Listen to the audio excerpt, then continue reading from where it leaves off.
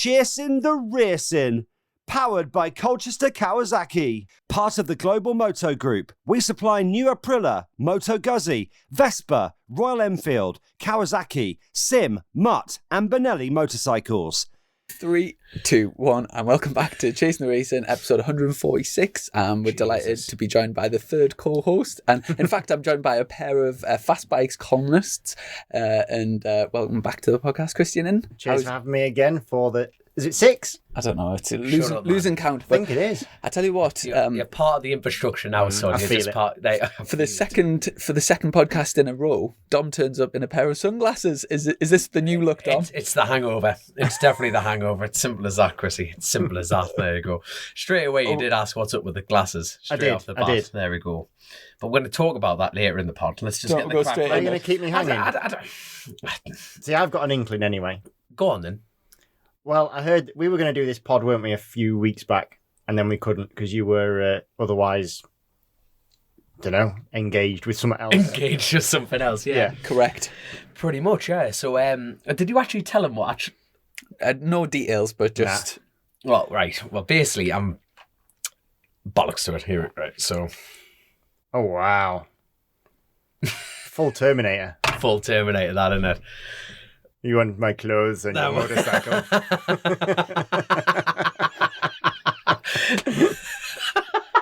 Oh, I love it. Absolutely love it. So, no, right, let me just start off straight away that I've passed all medical tests. I'm going back to work next week, which is great. But I sustained, nice word there, sustained. Jeez, I'm going to put them back on. It's bloody bright. I'll be walking around looking like... Well, you drove there in them and it's pitch black. I thought that's impressive. I look like a budget Roy Orbison here. There you go. No, so basically, got a double skull fracture on there. So top side of my eye socket, I've got a notch out underneath my eyebrow there, to where they've stitched it back together. Bottom side's broken into 3 bits. They've reconstructed both my eyelids, top and bottom. And actually on the medical report, it said globe exposure, meaning like my eyelid was just gone up and down. But by very, very, very lucky, my eye was at the time, I had to be like, sit in silence, which is a shock. How'd you manage that? I know. They were actually thinking about fitting in a catheter to think they're going to extract the piss that I talk somehow. I bet you started going... Mate, honestly, I didn't want to say a fucking thing. Like, me head, well, basically because when you have a skull fracture, your brain swells and it just pushes on your brain. And I know, brain surgeons have actually confirmed that I have a brain. I want that everyone to hear and confirm. I'm going to bring in the bit of paper and everything. I have a brain. It's a shock. So most people listening to this probably think it's a motorbike accident. No, so unfortunately, I basically storm damaged tree. There's been a few storms going all over the place, and I was cutting a field boundary tree. And what they used to do back in the day is you had planting sticks, so you had to put a young sapling next to a stake. They use wood now, but back in the day they used to use metal. So the tree, they normally had to remove these stakes, but what's happened is the tree's grown round the stake. So the tree wasn't that old, really. You know, it was quite a short, stumpy thing. And I've sunk the saw in.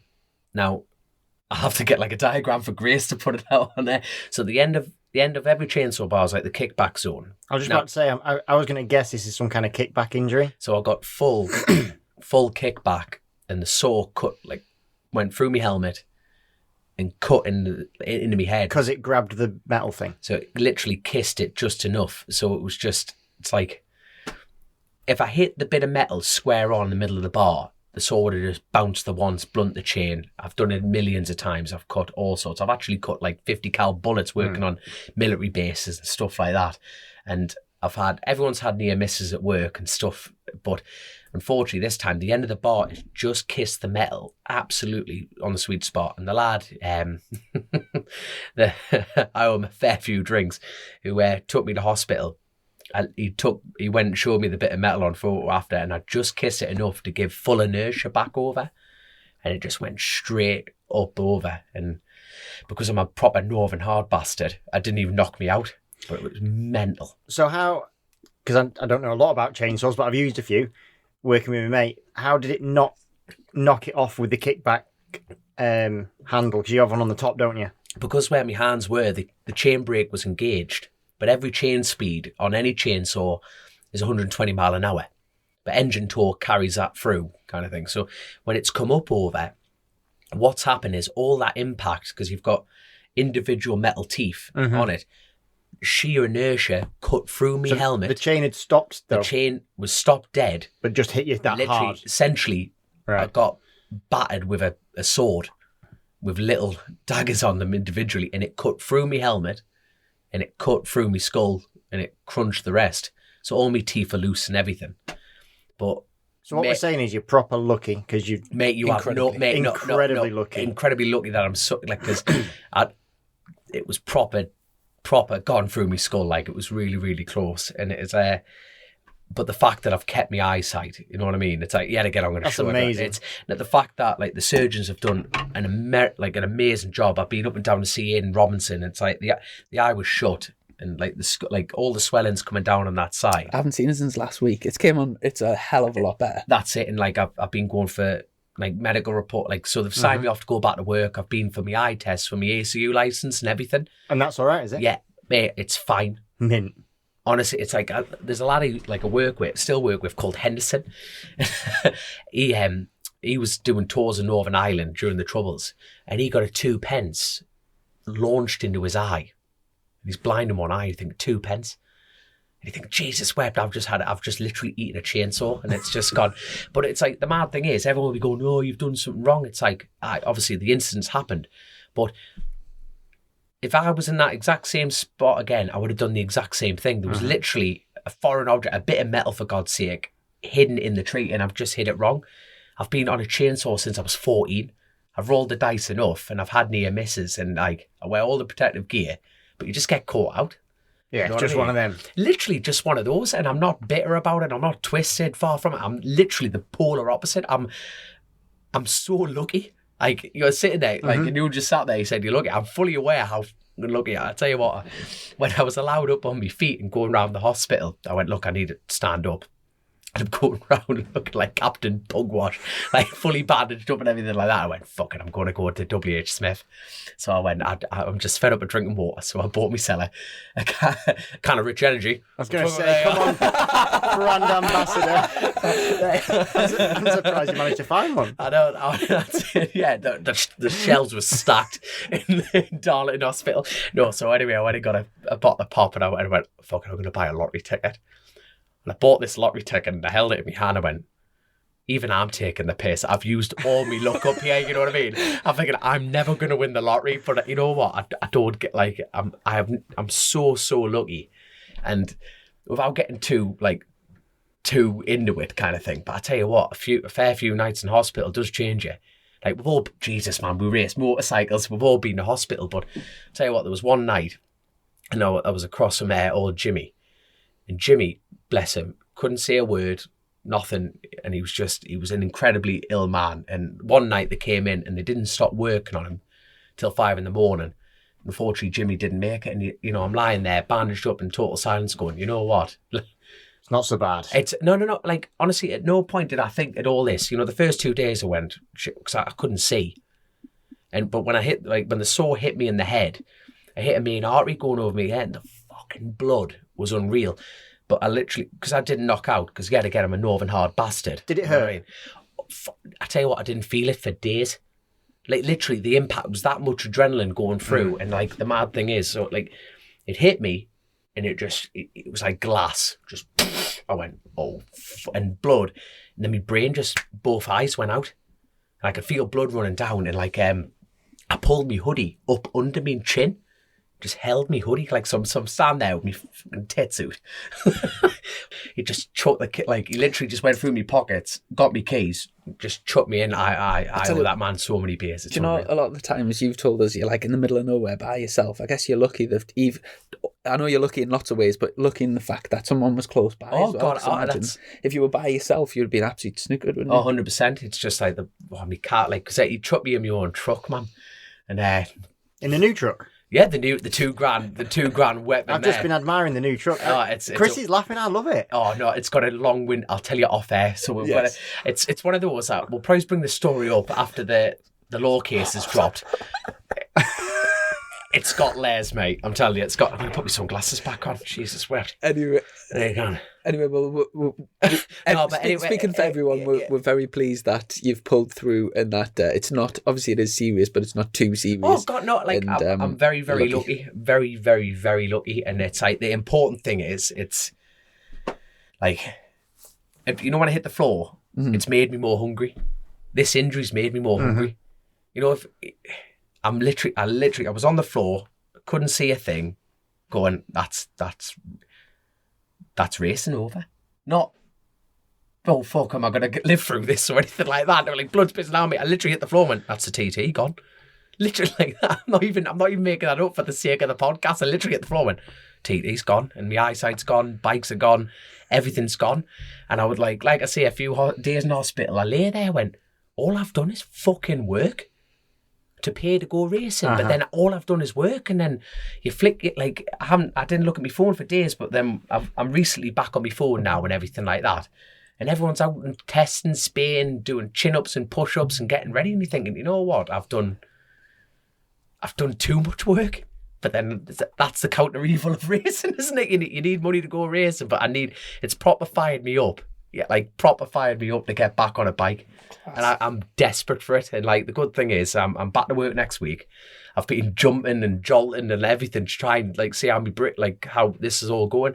But I've been getting x-rays, and like I say, I've been working with Ian Robinson at ITRM, and he has pulled out all the stops and like extra therapy and trying this, and how diet is such an important thing for recovery. And that this has really come to light with us, you know what I mean? And it's like, I'm proper keeping an eye on, pardon the pun, an eye on the job. You know what I mean? It's like, it's a wrong time to be a Geordie with a wrong, with an eye. Aye. And I'm like, look, will you fucking drop it? And they're like, aye. I'm like, oh, fuck off, will you? Jesus, sweat, man. Wrong time to be a Geordie.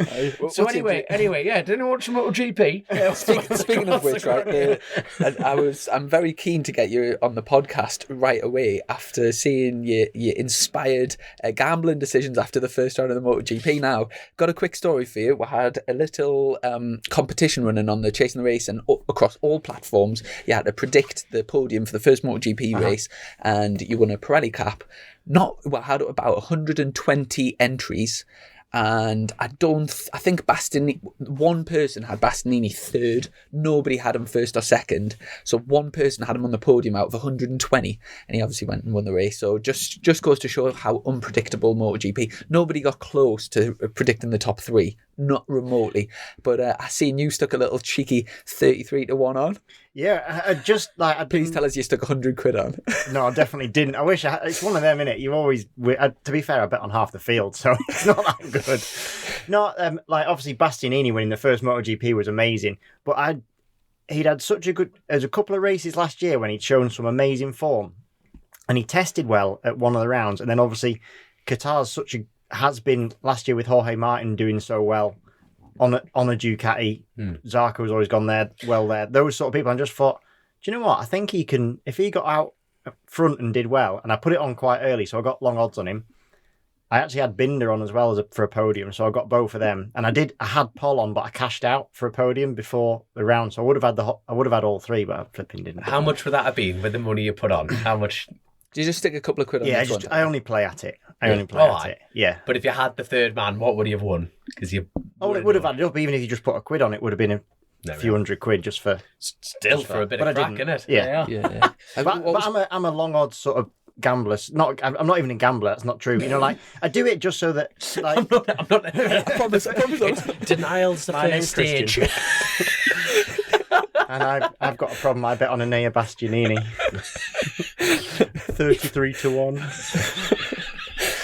Yeah, I've got problems. No, I just actually find that I really enjoy watching the racing more, even if it's like a quid or 2 quid. You've got skin in the game. Yeah, just a bit of something. And the Moto3 is probably the most interesting because Moto2 I find a little bit duller because it tends to be pretty set out. You can tell more or less who's going to finish where, but Moto3 can be such a lottery. So yeah, I really enjoy doing the Moto3. Do you stick them on for all 3 classes as well? Yeah, and qualifyings and stuff. Have you joined out Chasin the Racin fantasy league? No, you did send me the link, but we're promoting gambling now, so yeah. Yeah, sorry. Oh, yeah. Did you get many sign I up? think there's about 200 in our league. That's sweet.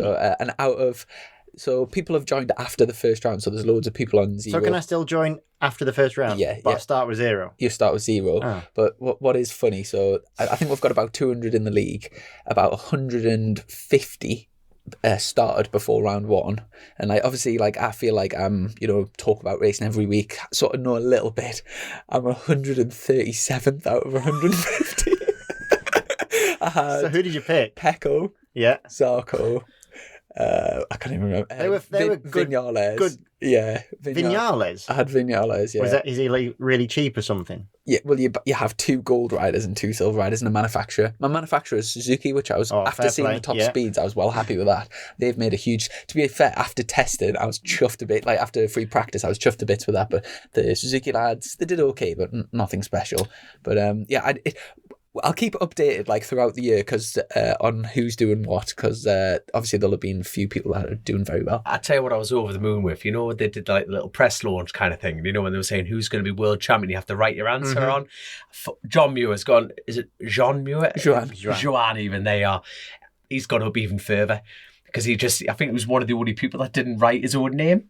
I think he wrote Marquez or something like that. Oh, did he? I think he did. To be fair, the thing I've seen, I remember him not writing his own name. Pretty much all of them said everyone said somebody Acosta, else. and so everyone said Foggia. Pretty much everyone said Foggia for Moto 3. Pretty much everyone said Acosta for Moto 2. But then obviously they were asking themselves, so the MotoGP is a hard one. The MotoGP one, the one I've seen, everyone was predicting say Pecco, Quattro, depending on which manufacturers they were saying the best person of their manufacturer, and then it got to the end, and then Fabio was like, me. Fabio was the only one that, in the video I seen, Fabio was the only one that was backing himself. And they were the ones they had the hardest time, didn't they? Yamaha's was struggling. Yeah, big time. Because he was wanting to go somewhere else, isn't he?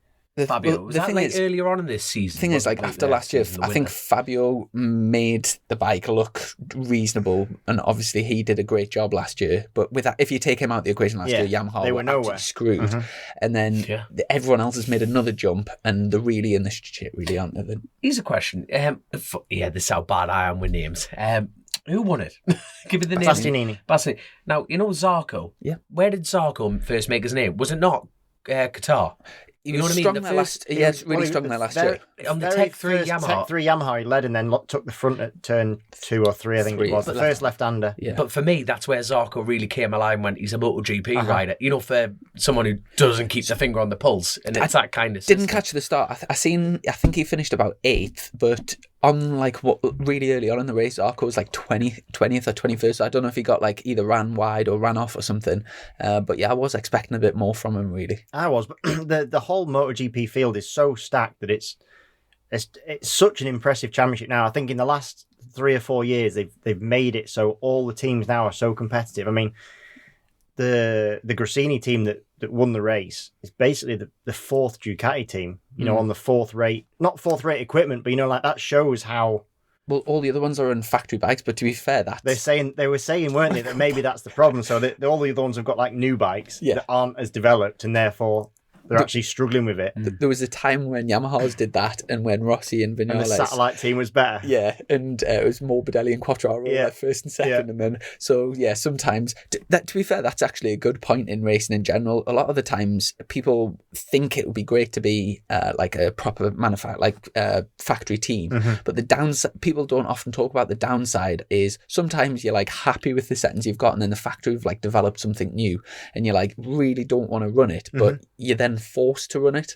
The hard thing is probably the factories are probably right in terms of what they bring out probably is better, but everything takes a time to develop it, so it might not be better at that moment, but you have to have progression, so they have to keep bringing something out. And then obviously if you're a factory rider, you'd kick off if you didn't get the new stuff, but then you kick off when it's not as good straight away. It's a proper hard one to sort of I heard Lee Johnson on a podcast the other day talking about this, and he was saying how when he was at Honda, he kind of dreamt of always racing for Honda, and obviously it's well documented it didn't work out from there. But he was actually saying where he is at the moment, he feels is an advantage because they choose which manufacturer and whatever the like customer team. They look at the man and say they think the BMW is the best bike. They go and have the BMW. They look in the Super Sport. They think Yamaha. They go and buy the Yamaha. In the Super Light, they look at all the manufacturers. They think the Aprilia is going to be, and they buy the Aprilia. They're not limited to anything. So there's Sorry, have you got the cheddar? pros and cons in it. Yeah, you know what I mean? There's pros and cons. Oh, 100%, 100%. But yeah, the GPs this weekend just shows how close everyone is. Suzuki's made a big step. Aprilia looks like they've made a big step. I've always been hard on Aleix Spargo, but I'm warming to him a little bit, to be fair. I am warming to him a little bit, and like He beat Vinales, didn't he? Yeah, smashed him. Yeah, well, that's what I mean. And but Mav's just a strange one, isn't he? You know, like he had the first half of the race off. You know, he didn't even. But I was watching his progress, and he did come through. But that's what he always used to do anyway. He would just he comes around the first lap last. It doesn't matter where he qualifies. He comes around lap 1 in the bottom 3. Every single time. I don't know what it is with his first laps. I don't know if I just don't know. There's not even any point guessing because I just don't know what goes on. Yeah. Do you follow Aleix on Instagram? Who? Aleix Spargo. No. Oh mate, he's got like the life of Riley, hasn't he? Oh, he loves it. He has got so much like money and the lifestyle. Stuff. Yeah. So he lives in Andorra. Was this pre-racing? No. I meant from money. So he's made money. I don't know what he must have come from an all right thing because everyone in racing has a certain amount, but he's certainly got more money now than I think he ever did. So he puts everything like he's very public with his private life, I'd say. But if you go on his Instagram, he does a tour, and imagine like the best sort of the garage that you can just imagine. Insane. A bike for every occasion. All of his leathers, all of his helmets. It's like a museum basically. And he's got like some pretty impressive bikes. So anyone that goes on his Insta, he's got like some of his Aprilia MotoGP bikes. He's got some of the CRT bikes. He's got some of the earlier day bikes.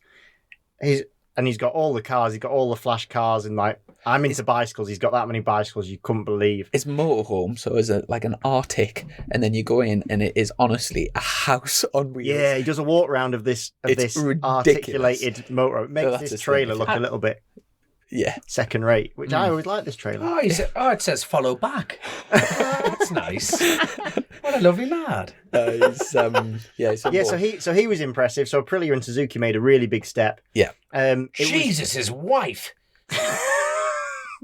It was quite nice to see that Ducati didn't dominate because pre-season testing actually it looked like it might be a Ducati show because obviously they got more bikes on the grid than anyone else, so it could turn into a one manufacturer show, but looks like it's going to be wide open. It really does. And also KTM don't traditionally they don't do too well at Qatar, so to see Brad up in second place and looking reasonably strong. And Miguel had pace as well, to be fair. Decent, yeah. It sort of sets KTM up strong for the season as well. Big time. So yeah, in terms of like the big movers, you would say sort of Suzuki, Aprilia, the big slopers, Yamaha, and everything else, but it's very unpredictable. And you mentioned you're a long range gambler.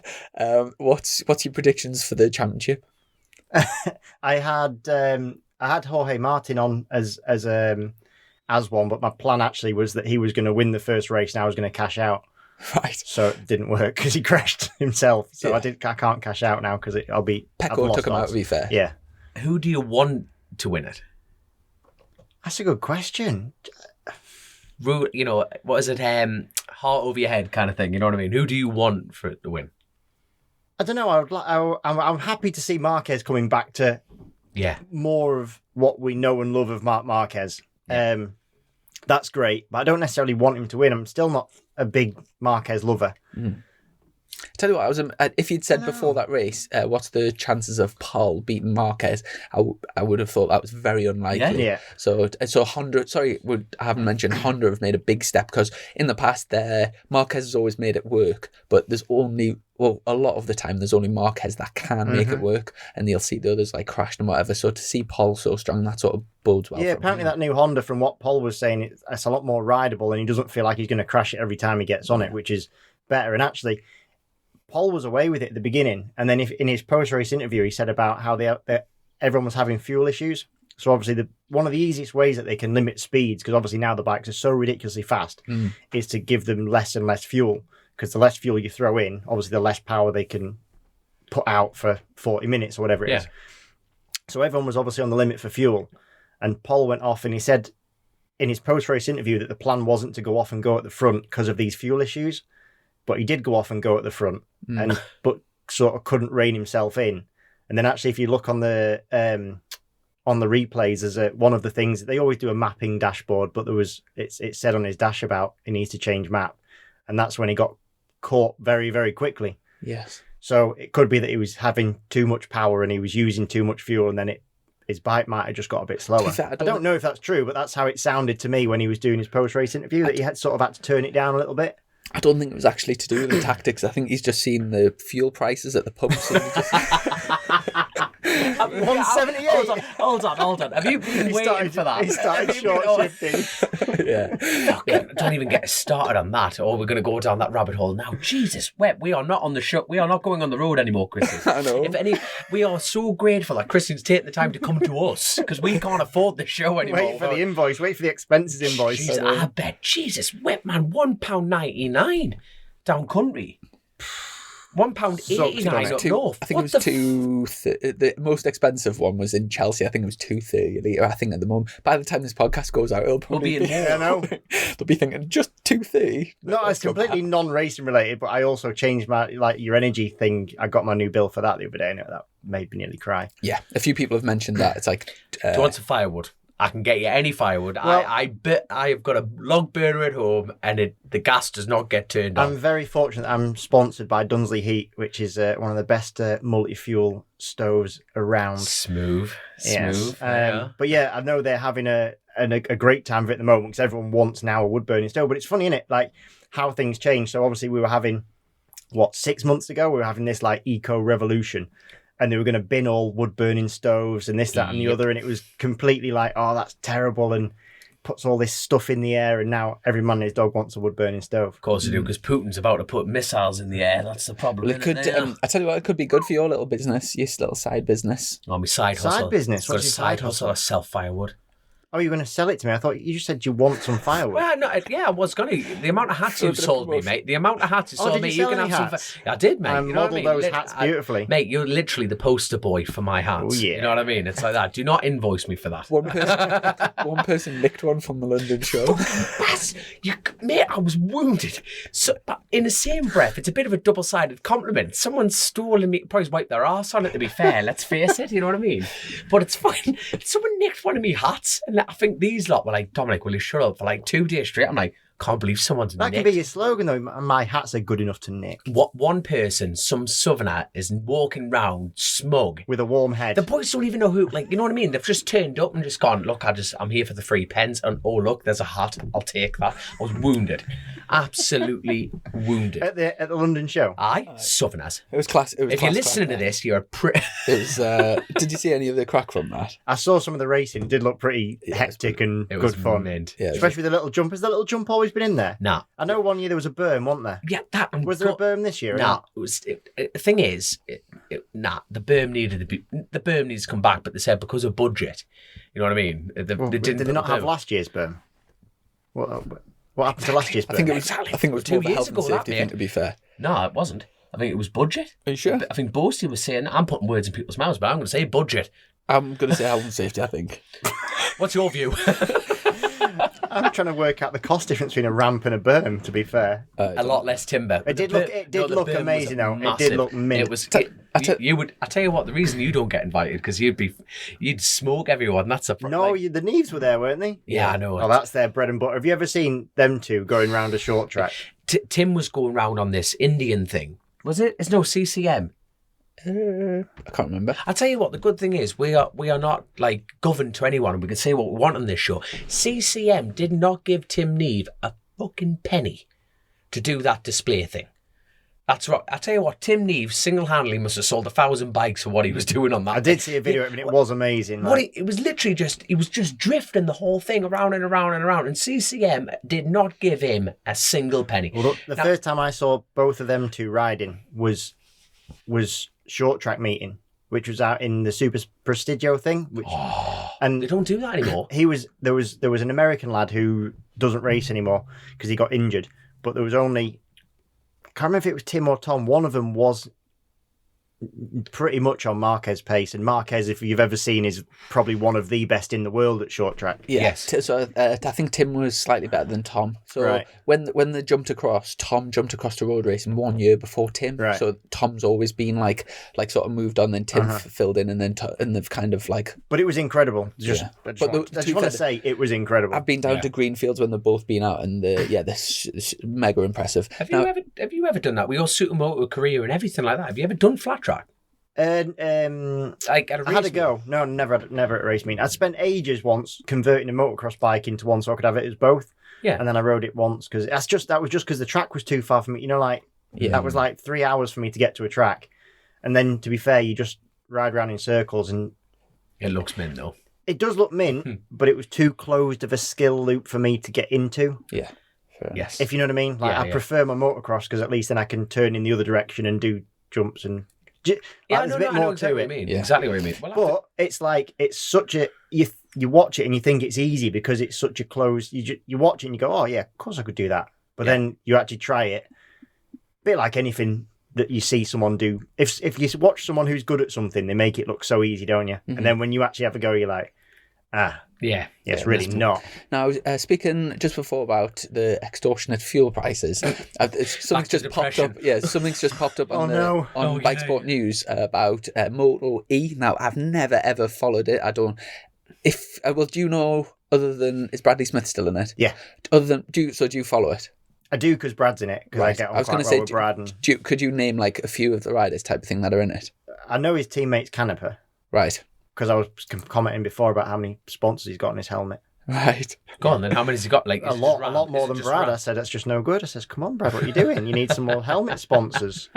But anyway, Moto E have just had a 3-day test at Jerez. What's the limit? Sorry, going back. Sorry, what's the limit then? In your opinion, of like getting out? Like, is it just rammed like an autobiography on the side of it? It's naught to Glen Irwin, isn't it? On hotels, on helmet sponsors. You know, like that's the Alistair Seeley's a close second, to be fair. But if you see the number of sponsors you can get on a lid, to be fair, it's quite impressive. Glenn makes it work. Like it blends. It work. Taylor McKenzie used to do quite a clever thing. He did this thing called like squares or something like that. So he sold your square for I don't know £1,000 or £100 or whatever the figure was. Yeah, and you got a centimetre by centimetre square or something like that. So you could buy so many. Lundy bought a couple and sent a picture. At the time, his daughter, Emily, was like, I think she was about 3. And he had a picture of Emily going like that. So on the back of Taylor's, he bought like a couple of squares and had that. Kid with the fingers up. Yeah. Class. Class. I was just going to say, I don't follow it at all, but just in terms of riders that I recognise, Dominique Agata was quickest. Yeah. George... Didn't he win the championship last year? Yes, he did. No, Torres did. Did he? Yeah. So Agata won World Supersport, didn't he? Yeah, but then there was a load of hoo-ha. So you can look back on it, probably find it on the internet, but it was actually a really good last race, and the two had a coming together, and I'm pretty sure Torres went down in a clash with Agata. Agata therefore won the championship because he crossed the line, but then got demoted X number of places, which handed Torres the championship. I'm nearly certain. Well, I'm like 50-50. So Dominic Agata, Torres, they were first and second, and then Nicole Canepa is another one. Xavi Forez, I didn't know he was doing it. Bradley's 7th. Other than Kevin Manfredi, I used to be teammates with Kevin. He's 12th. Maria Herrera. So I think she must be the only female one. What was she doing? 48 or was she in the 49? She's 50. But yeah, 1:48, and then this 1:48.6 is the quickest, and then the slowest time, which is 14th, is 1:51. So I mean, the racing's really good because they're really short races. So I think they're like 8 laps long. So actually, it is good to watch. It's really intense. Yeah. So it's quite cool to watch. And that I think, and what makes it probably more interesting is they did do previously, got such little practice that when people are still almost learning the track and learning their bike setup and stuff like that. Like they go out for Super Bowl and people are all over the place because that's the heart. Like They just push. yeah, they just push. They've done the best time they've done all weekend by like 2.5 seconds. You're like, well, how? Did they It's like because they got 5 laps practice before they got out there. You know, that's all they got. There we Do you know in Formula One where they've got like the I don't watch Formula One, but you know, and they've got the like turbo things on the straights and stuff. Do they do similar? Nah, they don't do any boosts or nothing. Or not that I know of. Not yet. Nah. Now, in terms of like the way the world's changing, obviously the people, you know, there's a big push for like electric vehicles. Like in this country, is it 2035 or 2030 or something? They're stopping selling cars, aren't Stopping selling combustion engine cars. So everything. So the massive push to electric. I actually had a go in my friend Dale's electric. He's got like a Jag thing, like a 4x4 thing. It was absolutely mega, like ridiculous. Aren't they the fastest things in the world? Unbelievable, yeah, to drive. Dom, have you been in an electric car? No, but I tell you who changed my opinion. Your father-in-law, Hugh Teasdale. You got a short lad from Prudhoe gone, this Tesla's mint. I'm like, all right, fair enough. These electric cars Well, must be class. that depends what story he told you. So, so the other day, my other half was like, "Oh, I've just been on the phone to my mum. Oh, what's she doing?" So they've driven to Washington Services, which for them is 35 minutes drive To charge the car up, because to the day after he had to drive somewhere really far, and on trickle charge from home it wouldn't have got him enough charging. Oh, for God's So sake, they man. drove basically an hour and 10 minutes, sat in the car for however long to charge it up on there's a supercharger at Washington Services, I think. But don't they... So that is less cool. That is not good, is it? That's a lot less cool. But don't they the superchargers knack the batteries even quicker? I don't know, but That's what I was told. on the flip side, like the first time I went in an electric car, a sponsor of mine and a good friend of mine, he's got one of the Tesla S's, it's a massive thing. Yeah. Like we drove down to Sheffield and it took us like 5 hours because we had to stop to charge it up 3 times. True story. Like that's only 2.5 hour drive normally. It took us double. It only costs you 200 quid in diesel these days. You know? True.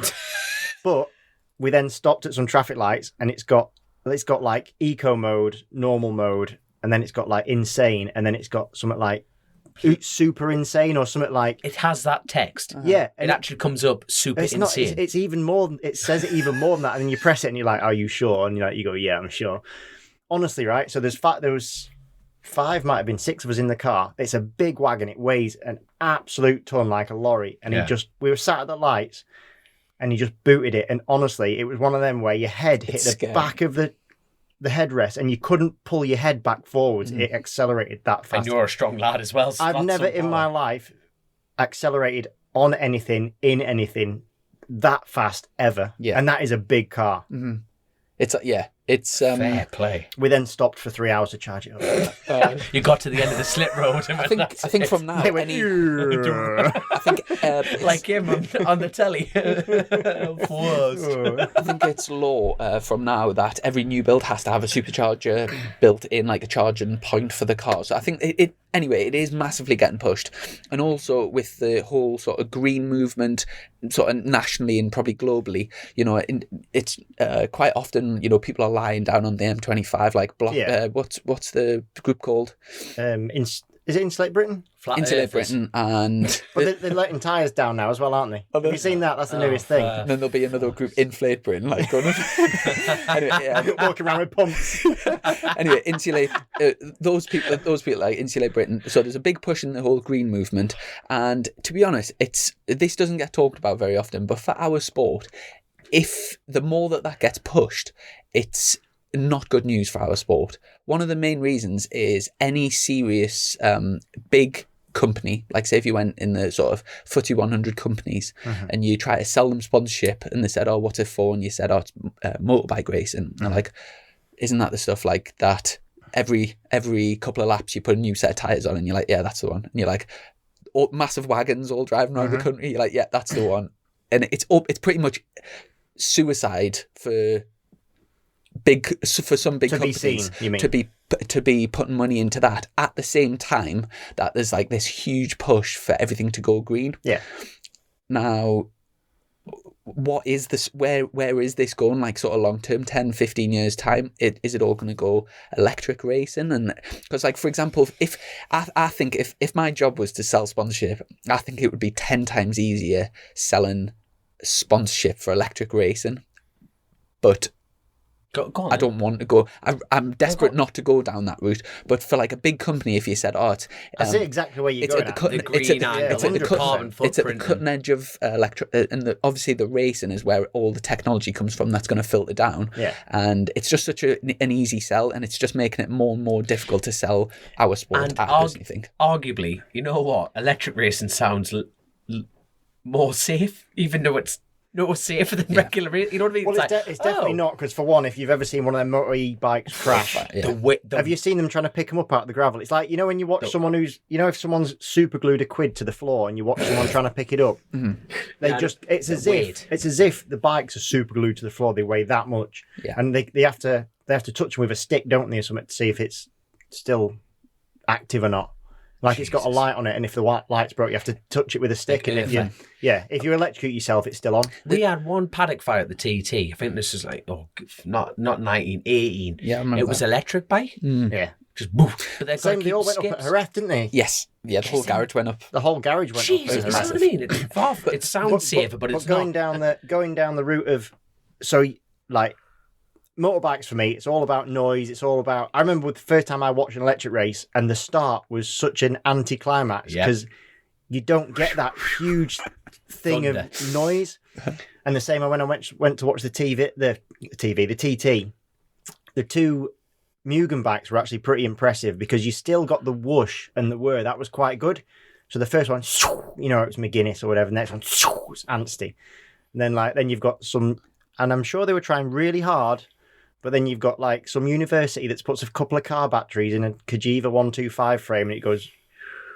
To be fair, them Nottingham University ones were a trick. Really? They were good. Yeah, they used to constantly run getting on the podium.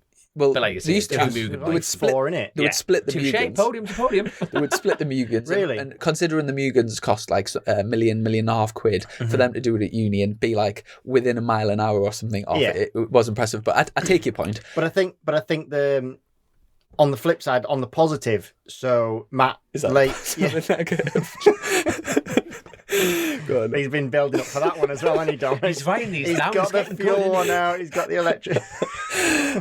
Go on. Go on, try me again. Matt, mate of mine, who you had on the pod a few months back now. So his kids have just been and done their first Revy race, which is like a little scoot bike with an electric motor in it. So. In grassroots, I actually think it's going to make motorcycling more attainable by more people. Mainly because they don't make a noise, so people aren't going to kick off. Yeah. I mean, think how many more motocross tracks we can have. I was saying about I've got to travel however many hours or however many miles to get to the nearest motocross track, whereas you could pretty much have one anywhere because it is. The noise is the only thing that people complain about. I'm sure over time they'll find other things, but it is the noise, you know, so it would make it way easier to have motorcycle events and racing because basically anywhere can suddenly be a track. You can actually then have city centre venues, not, you know, like a patch of grass suddenly becomes a potential place to ride your motorbike. Yeah.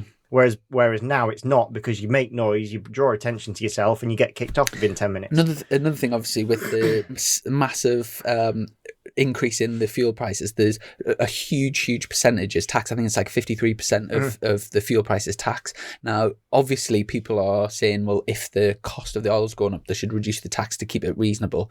But it's like the sort of green movement that are pushing to keep the tax up to then disincentivize people to travel. Yeah. Now, in terms of talking about the future, there's a hydrogen option, which I think Yamaha are leading the way on, which is looking pretty promising. Combustion engine, but with hydrogen. That has to be the way forward. Hydrogen has to be. Electricity still needs to be made somehow. Yeah, precisely. But hydrogen is the most, from my limited scientific knowledge, is the flipping holy grail. Yeah, the thing is though, like you can listen to, it's like anything, you can listen to experts and you can get or you can listen to us. No, you can listen to experts speak about the same problem, the same issue, and you can have like two really like highly intelligent, well researched things, and they have completely opposing viewpoints. So it's like but like there's I mean, if you did a survey of this country now and you said, what's the biggest existential threat to mankind? Loads and loads of people will have climate change in like the top 3. Yeah. Now, if you read, there was that book that like looked at spending it basically looked at spending £1 and like what existential threats, and this guy like researched it massively, and he had it at something like 120th in the list. So in terms of like if we're going to make massive changes, like everyone's going to go electric cars and whatever, you know, it sort of needs to be like the science kind of has to be like sort of settled. Now, is it? I'm no expert on it, but the question is like some people really believe that we're on the edge, and if we don't do something massive now, the world's never going to be the same again, and we're like at the point of no return. And then there's some other experts that don't think that and think that, you know, we've got it under control and like the forecasts look okay. So like I say, I'm no expert at all, but I think we're too much of ants to know the real answer, aren't we? You know, yeah, like sure. We're just the worker ants. But that the problem is, keep going Christian, round. if we just like say, oh, we're idiots and we don't know anything and just lie back, the green movement's going to basically take out our sport in the next 10 years. The only thing that is the fact. Like, it is, yeah. If we lie back and don't resist it, the whole green movement, if they look and say, if you believe that we're on the edge of no return and that the world's going to, like, our kids aren't going to have like a world to grow up in, and at the same time you're trying to go motorbike racing where every couple of, like, you'll literally do 5 laps on a set of tires and then all the fuel and trucks and everything, like, though at the same time people are lying down on the M25, there's like such a like contrast there, and like somebody is right, like there is a like never mind. Depends whether you believe that life's worth living, though, doesn't it? You know, like in your moment or not in your moment. If it's sat there and thought about it, you'd drive yourself insane. You're just going to suck it up and go for it, aren't you? I think most... I'm sure it's a thing. I've got a bit of a... probably an unpopular like take on it, but if global warming is a thing, and I'm sure it is a thing, but if it is a thing, like, you know how it makes part of the world too hot, for example, to grow crops or whatever it is, surely there's also another area that was too cold that now is becoming warm enough.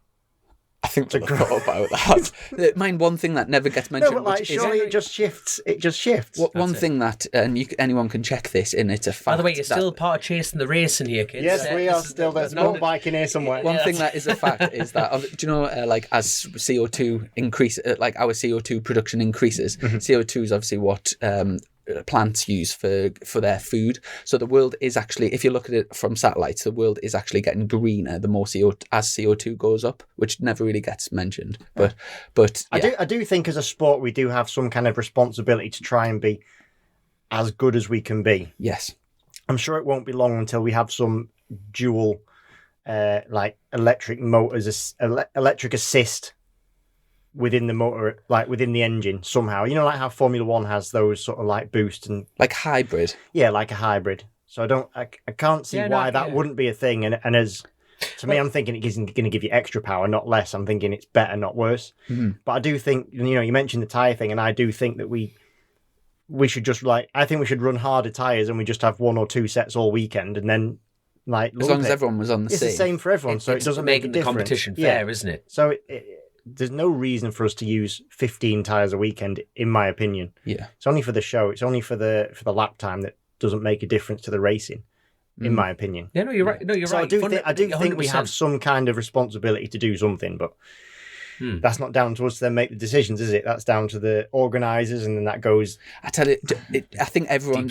I don't think like no one likes waste and like just pollution and waste, whatever type of pollution it is. But one thing that used to like just make me cringe, and it was just so wrong to see, is I did a few rounds in European Superstock a good few years ago, and you had to buy your tyres in advance. So you'd buy your tyres for the weekend, like a few grand, whatever they were, and then if it was wet all weekend and you didn't use one dry tyre, at the end of the weekend they got a knife and slashed I've seen that being done through brand new tyre, and you're thinking like, what? I mean, imagine. But I don't even know why they did that. I know. Well, it's so that there isn't a second-hand market for the tyres. That's why. Right. But it's imagine like the insulate Britain people watching that. I can remember seeing Imagine me watching it. I mean, anybody for that is so wrong in every way. 100%. So that used to be the rule, didn't it? So you would is that European Superstock? Yes. Yeah. So the World Championship paddock. Yes. I did a couple of years. I did World Superbike and World Supersport, and I saw the same thing. Yeah. So I think in your entry fees are like a few £1,000, aren't they? But that includes your tyre allocation. Yeah, that's the one. So you get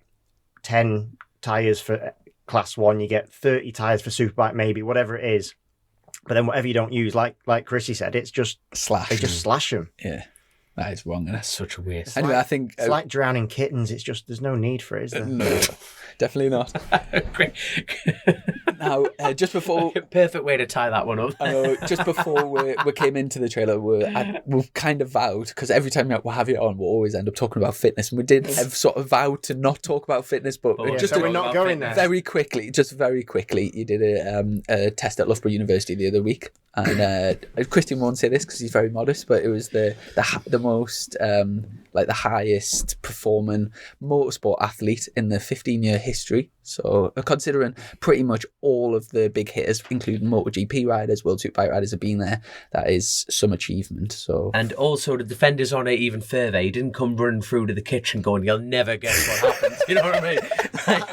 I was waiting ages for you to ask as well. That's it. He's come on. Walking in tense like that, going, "You'll never guess what, lads." Fully flexing. That's it. Yeah, just ask the question.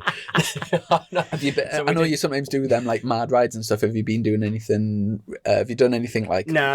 I've not been doing anything crazy. But just back on the Alicia Spargo thing, he did because he's well into his cycling, and he did cycle down to pick up his new Lamborghini or Porsche or whatever it was the other day, and that was a 7-hour cycle. So I've already looked it up. So when I go and pick up my Suzuki, which I'm thinking it'll probably be the Milton Keynes area, that's going to probably be like a 12 to 14 hour ride to pick up my Suzuki. So I'm going to trump Alicia and I'll tell him so. What are you getting, a Suzuki Swift? I don't know actually. Not sure. But I hope I am. Though. Yeah, nice little car. I'll be a bit disappointed if I've not, and I've got to cycle back home. What are you here for? My car?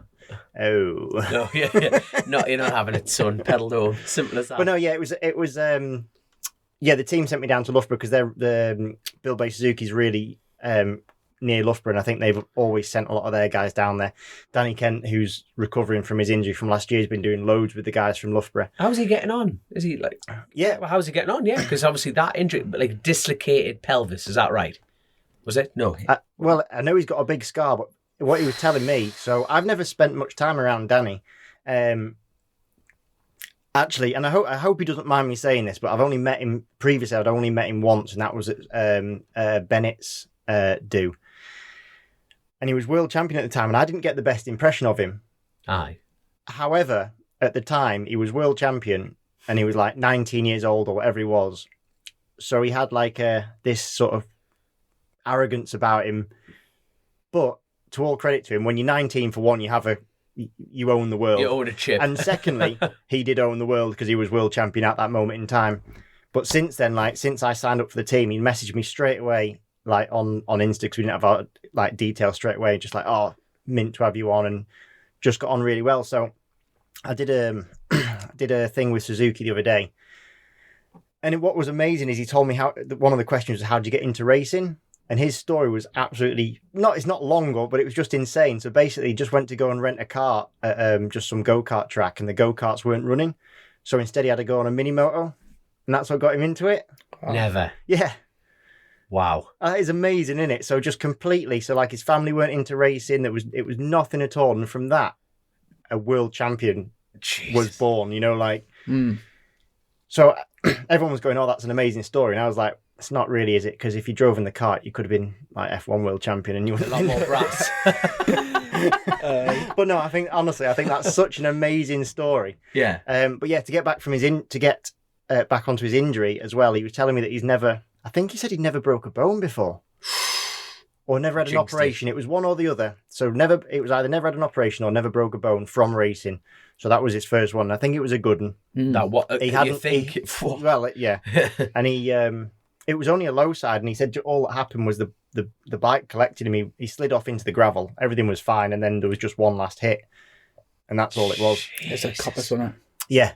Because actually, I remember seeing him in the gravel and thinking, oh, and you sort of know someone's going to be okay because you could tell it was a low side, and you don't really bother. You're like, oh, you know that what sort of crash that is. It wasn't on the exit. And then just the bike must have just collected him. So I know that he's been back on the bike a few times, and I think from everything that's been said that he's been all right. Like, good. I mean, good.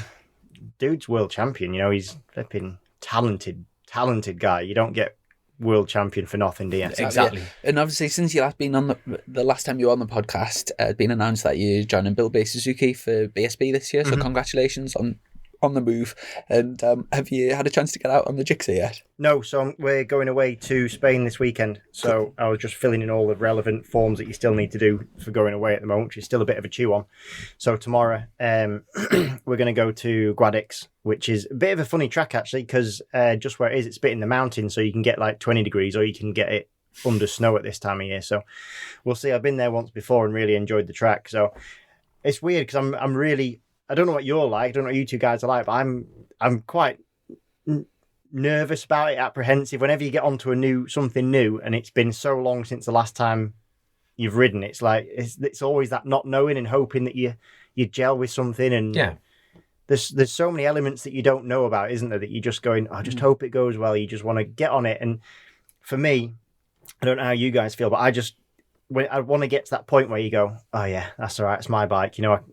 That feels all right. I understand it. And that doesn't always happen straight away, but it's just until you get to that point. I presume you haven't ridden because the last time you were on the Suzuki was like the old bigger old one, wasn't it? And that was for Martin Halsall. Yeah. And it was like Bennett's back then. Yeah, it was, yeah. Was that the last time you rode together on track? No, Chrissy was after that. Yeah, that was beforehand. But right. Yeah, but you were also on the Halsall Mavuno Suzuki. Yeah. So that was the newer one. Yeah. I think it's the same bike. Yeah, so what's out now. And I mean, from seeing it on track, you'll have seen it plenty. And there's certain tracks, I guess, starting at Silverstone's probably the perfect place, to be fair, because the Suzuki traditionally does really well there. Yeah, in a way, I would almost like to wait for the Joker card, because everyone knows now. So the weight of expectation is from round one, and I'm more of I'm a bit of a slow builder. I like to build into it, so I don't really.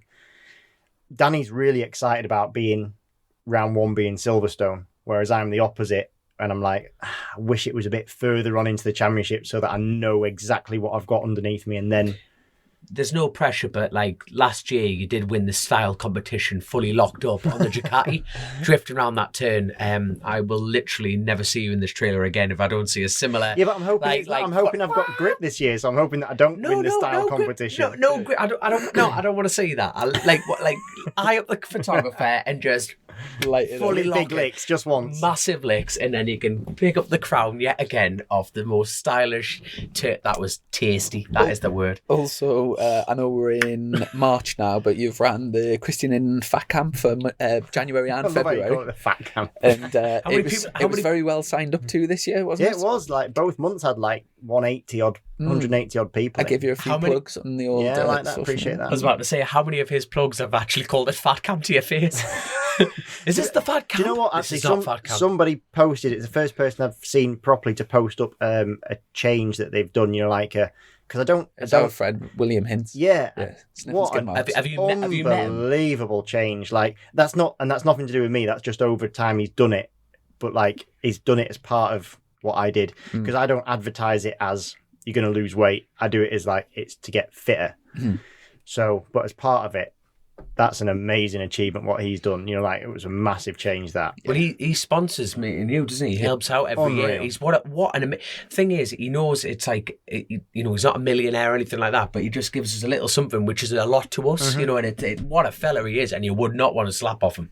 Have you met him? Just like I think he might. I personally think he's a pirate, because always, if you ring him, he's like on the way to Brazil on a seat, mate. He's got a big black beard and everything like that. And he looks generally handy with it, like something dangerous, doesn't he? He's like that. Jesus, and he'll be listening to this going, "You little shit." But you know what? I'm safe here at the moment. If he's on the other side of the world somewhere, that'd be ideal. He was actually supposed to come to our Patreon flat track day, but he was too busy murdering people. He was stuck like in the Netherlands or something like that, commandeering ships. He was too busy. That's it.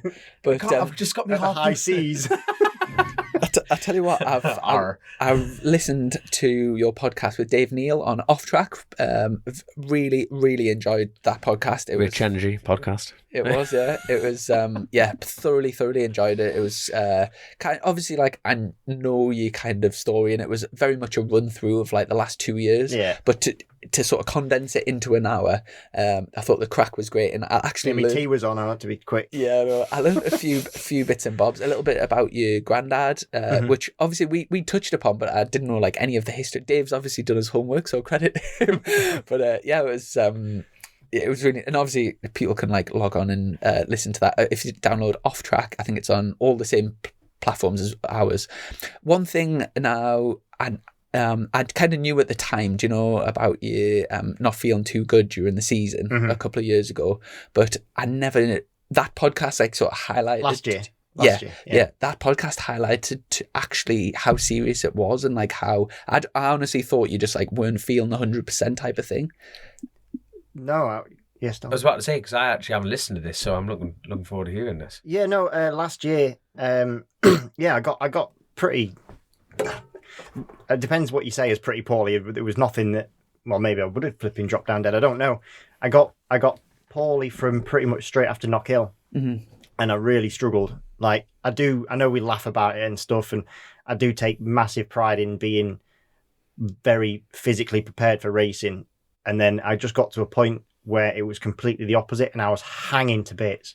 I was struggling to get through races, like massively struggling to get through racing, and it was literally a switch overnight. So yeah, it was a real strange. Something happened to my body, and it just was not happy, and I struggled like crazy. Did you get to the bottom of like what exactly it was? So I had a lot of tests done. This is going to go all political and not political, but it's going to be flipping red or blue, red or green. So it was literally the day after I had my second jab that I started with this issue. So I'm 99% sure it was something to do with that, but it could also have been that I caught anything at exactly that same time. So I'm completely open to the possibilities of it could have been whatever it was. But yeah, it was basically I ended up with a form of like chronic fatigue, which was brought on by something as a catalyst. So it's not. I've always done a lot of activity, so I've always been active, and none of that had changed. So it wasn't like I'd suddenly ramped up training, or I was suddenly feeling tired, or it was anything like that. It was something as lit a fire within me, the wrong sort of fire, and that's everything else is ignited. So I really struggled with it. Honestly, it was horrendous going to races. For me to get through races was really, really tough, to the point that I was having to change how I was racing. And I was also I was embarrassed by what was going on. People from the outside, I hope, couldn't really notice it, but I knew absolutely, and it was horrendous. For our listeners, give us some examples of what you had to change on the bike. There'll be people going, what do you mean you had to change on your bike? Like, be more conservative and like... Yeah. So, I mean, as I said, it was really weird because literally overnight, we did the Knock Hill race, and then I always have a Monday off the day after, and that's when I went and got me second jab. By the way, I had no side effects from the first one, which is why I'm not sure what it was. Yeah, sure.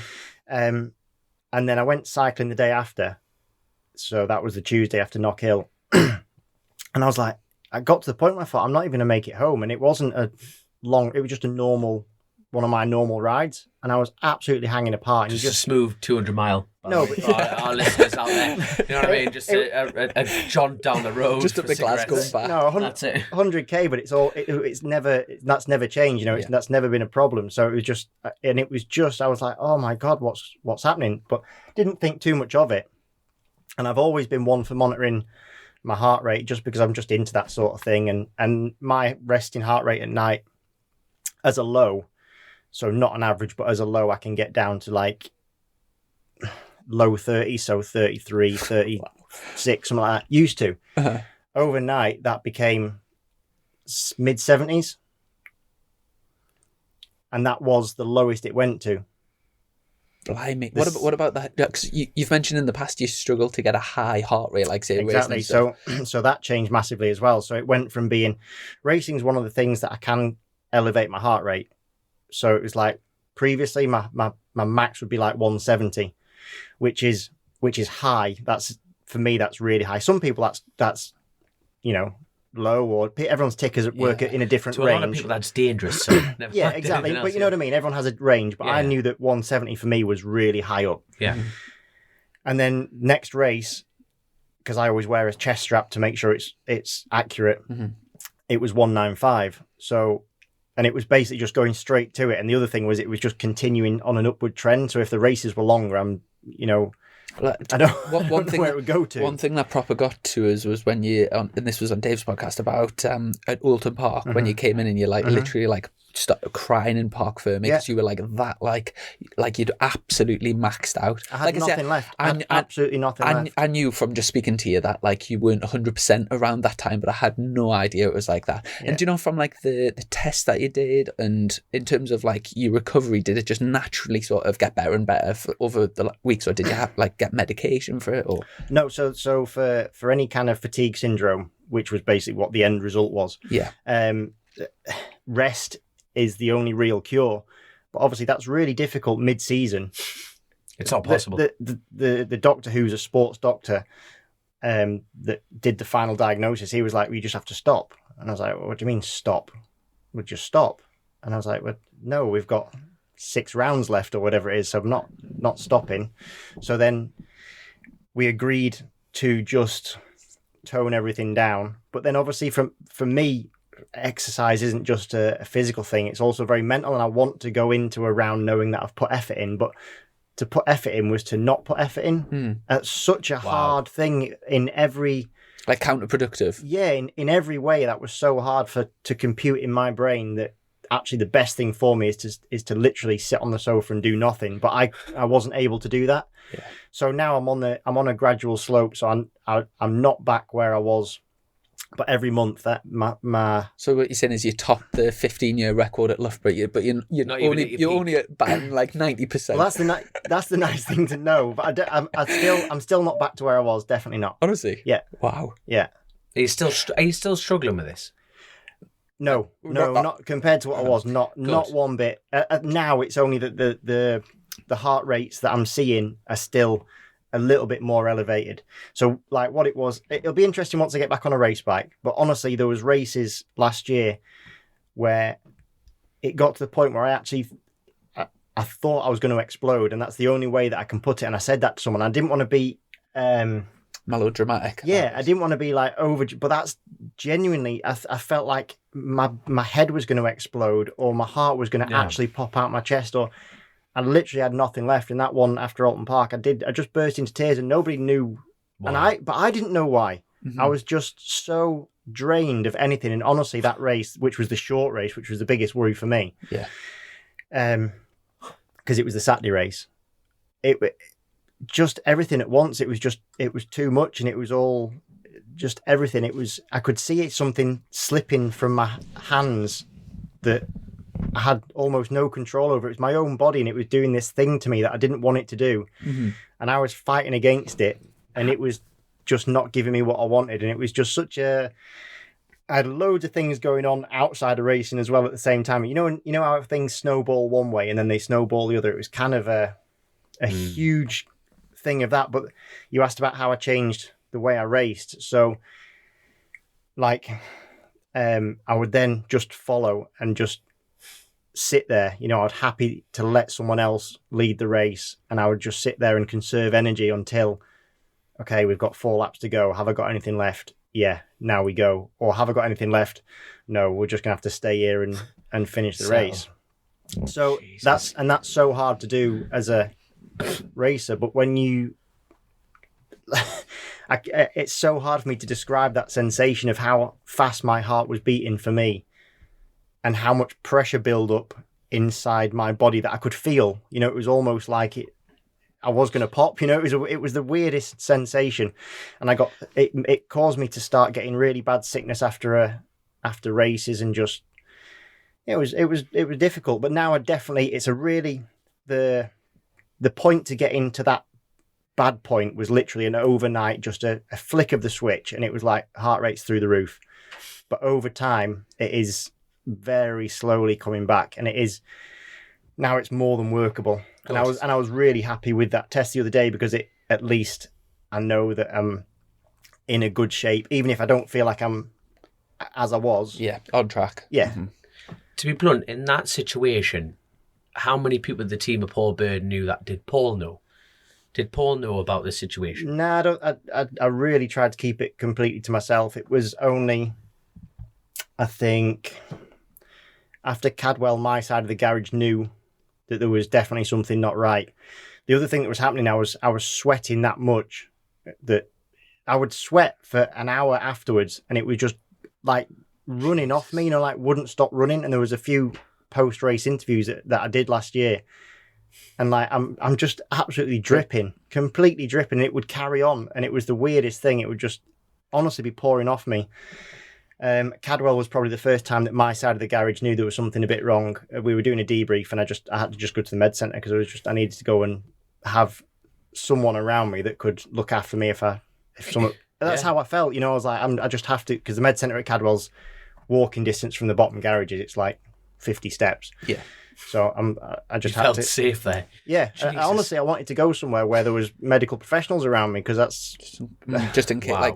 touch and go. It's quite crazy.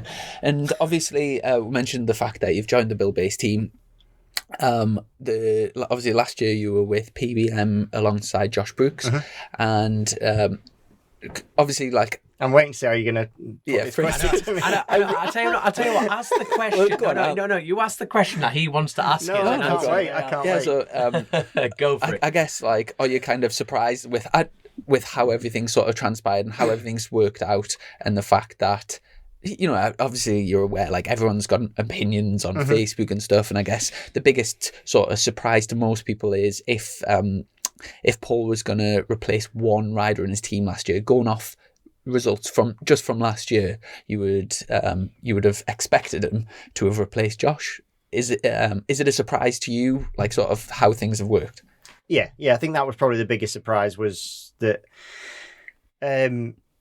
obviously Tom Sykes is joining BSB and joining the PBM team, which for one I think is great for BSB. Anything that brings fans in ex-world champion is really good. Ex-world champion, he's an interesting individual, so that always brings more interest in, doesn't it? He's colourful character, isn't he? So, and I knew he was sniffing about, and it was always ever going to be that it would be a 3-rider team. So to then end up, was that on the cards at some point? Yeah, that's what I was told at the last round last year. Right. So I knew that Tom was fully on the cards, and that's how it was going. So that's fine. And yeah, then it all changed around as I've spoken about on a few other things. I don't want to badmouth anyone or whatever. It's just a shame how the ending happened. Yeah. I was just left a little bit later than I needed to be left, and I was told things that had transpired to be less true than it seems that they were. So yeah, I wasn't offered a contract, but Josh was, and I wasn't told that at the time. And yeah, Josh being offered a contract is that's pretty bitter for me, just because I beat him last year. Yeah, you outperformed him last year. It's on paper, isn't it? So. I know I'm cheaper than him, and we would never say you're cheap, mind, so just I want to put that. And I hope I'm a nicer guy than him. If I've lost out in that respect, I'll be gutted. But I don't know the ins and outs. There's reasons behind everything. So I'm sure the team have their reasoning. With motorsport, there is a lot of politics and the way things work with sponsors and the organisers and everything.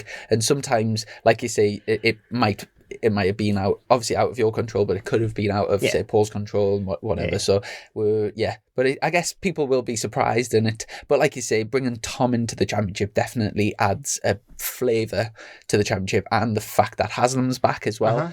So looking at the grid now, taking yourself out of the equation, who are you sort of, if you were a gambling man, who are you fancying for the 22 title? Well, the BSB grid for this year is stacked. Yeah. I mean, we've got nobody's left. I was about to say, is it the most? You were telling me it's like the most. It's going to be the fullest grid. There's 33 or 34 at the moment. There's 34 confirmed full timers, and I assume there's no more to come, because they've They pretty much, like they've been publishing it and going like, right, here's your list. Yeah. There might be one or two that add in. Well, I'm glad you mentioned that because I've got some big news. I'm not joking. Obviously there's nobody's left. Tom's come back in, Leon's come back in, you've come back in as a ex Superstock champion. Tom Neve's come back in as Superstock champion. So that's 4. Am I missing some others? Oh yeah, loads. There's quite a few stepping up from like Liam Delves is coming up. There definitely is a few more. Yeah. But basically, so Dan Jones is coming. But you've already added, but from champion status, that's 4 extra champions that have come into an already stacked category. Yeah. You've then got the likes of, I think, Brad Ray and Kyle Ride on the Yamahas that won the championship last year, so their team has moved to Yamaha, and that, I think, one, because of the bike is very good, but also because the riders are very good, and I think that'll suit their style. Yeah, definitely. I think those two had a much worse season last year than I'm sure than they were expecting, but that I think the most were expecting. But I think they're going to be really, really strong. Yeah. Obviously, you've got the main contenders. The championship's absolutely stacked. To call it now is nigh on impossible. I can't wait to ride my new bike. For me, it's I'm just looking forwards now. So it's a big opportunity for me. I'm seeing this as a big opportunity. Yeah. And I think that the Hawk Racing build-based Suzuki team it's a massive thing. I've had extra help from Simon from Vision Track, so he's come across as more of a sponsor and support into the Hawk Racing team to assist me along. That's good because can I just they've gone with Lee Hardy and so they are massive. Is that right? Can I just say do you know, in terms of like the whole sport of motorbike racing in the UK, in terms, if you take Simon out as a single person, like as a single person that puts money in, it'd be crippling. It's like huge, massive in terms of the only British MotoGP team with the Michael Laverty squad. Yeah. Then all the stuff that he does with all the kids. Michael Laverty's got like 16 kids riding for him, all sponsored by Vision Track. You've got yourself and the Bill-based team. Yeah. Now Lee Hardy's title sponsor for Leon Haslam back in, and I'm sure he sponsors other people as well. I mean, I would love for Simon to come onto your show, and I've been trying to get him to do that, just to explain what he does. Not what, like, why, that's what. Yeah. Why would you plow all this money into something? And I hope he comes on and tells his own story. But the story is from what he's told me is that he was a budding racer and didn't feel like he had the opportunities, and now he's in a position to give those opportunities out. I mean, fair play. The Moto3 project is just an incredible. It's just insane, to a team like that, the budget must be into the millions, a couple of million to run a Moto3 team. At just least. for the diesel, if you think. Now. and now we actually finally have this route into GPs for British talent, which we never ever had. For so many years, even when we've had in the past, when not even that long ago when Rory Skinner won the British Talent Cup and he was supposed to then get a Moto3 ride after it, and it never even came about. Even the ones that should have got that route through never got the route through, and now there's an actual tangible stepping stone sort of. There's a route that kids can go through, and I think it's amazing. That's from the junior classes, from the Ovales or whatever it is that they're the pit bike style things that they're riding, then to step up into the British Championship on Moto3s, and then hopefully into World Championship. It's the first time we've ever had an Italian Spanish style system. Yeah, and which we've definitely been missing. But we're not doing it through a federation. We're doing it through an individual at the moment, which is credit to him. Absolutely insane. It's amazing. Well, hopefully after that plug, he'll come on the podcast. I've just got so much respect, and that's the. Simon, like Vision Track were PBM sponsors for 2 years solid, the whole time that I was at PBM, and I never really had anything to do with him. I just team sponsor, not for me to go and pester him or talk to him. So honestly, for a year and 3 quarters, I never stayed out of his way. I out of honestly respect. never said two words for him other than hi and bye. Like that was our vocabulary. And then literally it wasn't long after the Moto3 thing was announced that I just said, oh, we're in hospitality, and just went, oh, Simon, I just want to say what I think what you're doing is, I think it's amazing. I think it's really fantastic. And he just pulled up a chair and we got chatting, and it was just That's good. yeah, it was amazing. And I just, that's a big thing, for someone to put that kind of budget into someone else's dreams. Yeah, is incredible. But obviously, a few years ago, I don't think most people would have heard of what Vision Track is, and I remember, I think Richard Cooper was the first person that sort of brought Simon into the paddock, and that's the first time that I sort of seen that. Do you want to give a quick plug of what actually Vision Track is as a business? Well, he went blank there. I've never seen a man more. He might as well his wife walked in and gone, "Who's these knickers?" That was literally that situation. He just went, "That was Shakespearean." They're yours, darling. They're your knickers. Honestly, that was Shakespearean, that plug. And you know what? You tripped on the finish line. So that was. I'm so happy to be a part of that moment. Continue. You're so mean. Yeah, they just do systems to. Monitoring systems for HGVs basically. So yeah, just in all the lorry, not necessarily just lorries. I've seen them on other vehicles. To be fair, I've seen them on. I think they've got a contract that I've seen on some of the NHS vehicles as well. But it's just vehicle monitoring systems, really. Yeah. So yeah, it's. I don't know why. Well, I know why I decided to put it into bike racing, but it's nice that someone from outside of that realm can just decide, yeah, this is what I'm going to do. Definitely. And it's funny. I did an interview with someone. I did a Q&A and wasn't that long back, but they said, oh, like, who do you think's the next up and coming talent? And my answer was like, oh, it's looking pretty grim for a few years. I couldn't see anyone coming through. We know we've got good youngish riders, but honestly, like, kids have to be so good, so young now that they're ploughing them through from Spain and Italy and that sort of thing. That I thought we were gonna really struggle, but having seen what Scott Ogden did, and Josh Watley did very well as well, but having seen how competitive they've already been was a real eye opener. I didn't think we had talent already that was like that. Now they've gone through, not through the British system, which is probably why that they've progressed that quickly. But yeah, that was really nice to see, because I think it's amazing that they're already on the pace they're on, because Moto3 is insane. So fair play. Yeah, looking forward to following that. Just a quick one as well. You mentioned Vision Track used to sponsor PVM, and then they're now sponsoring Lee Hardy as a title sponsor. Am I right in saying is Paul Bird sponsored by MCE? That's the name's been changed, hasn't it? It's not the insurance, though, is it? I think it is. I thought that all went bust, and like I don't know. That's why, because it's sponsoring Paul Bird. That all the money's gone into that. It was announced as Tom's had the last quid. That's it. Well, I've seen it was announced as MC Ducati. Yeah. But yeah, I thought it must be like a manufacturer company or something, also called MCE. I thought that. I think it is the same. I honestly don't know the ins and outs, but it's something to do with I think MCE has different branches, arms, whatever you call it. So, so it is the same, like with Big Ed. And I think part of it went bump, but then the other part is still alive. Yeah. And that. So I don't know exactly. Don't quote me on it, that you will, because obviously it's going out. But you know what I mean. Yeah, you don't Christian know officially. Yeah.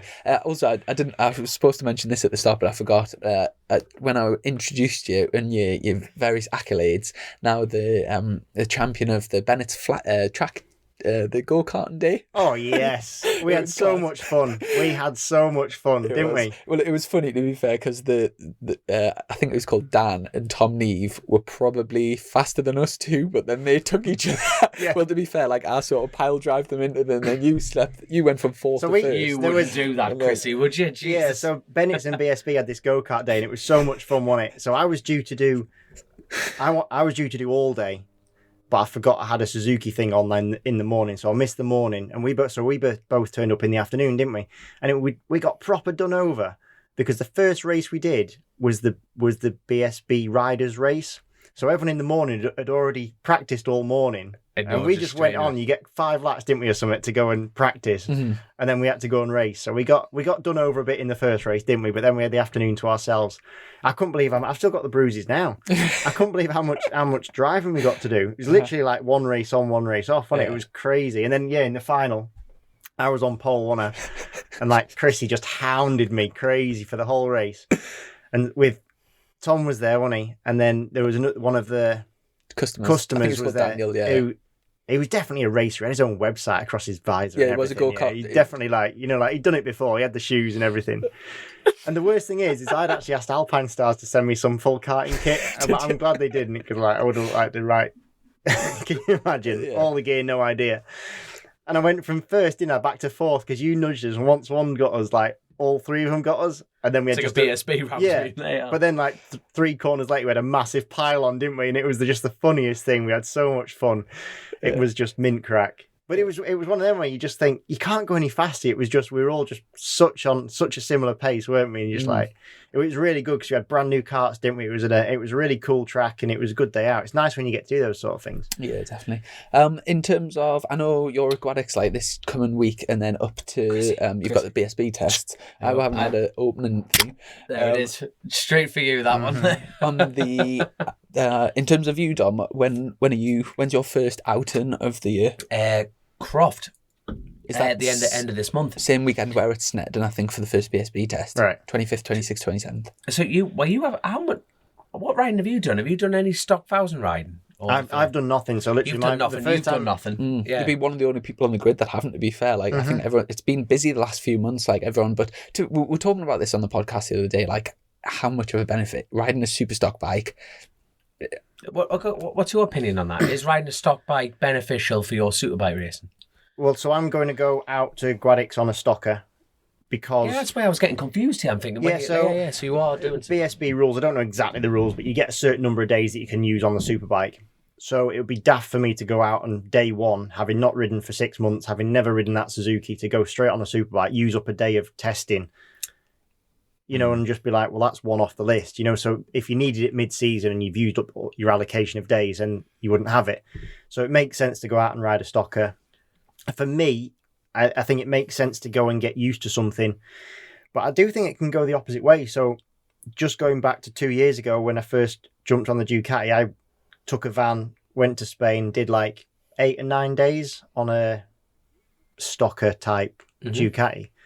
And then they turned up with the race bike, and our official testing, BSB testing back then, was Spain because it was pre everything that went on. BC. Yeah.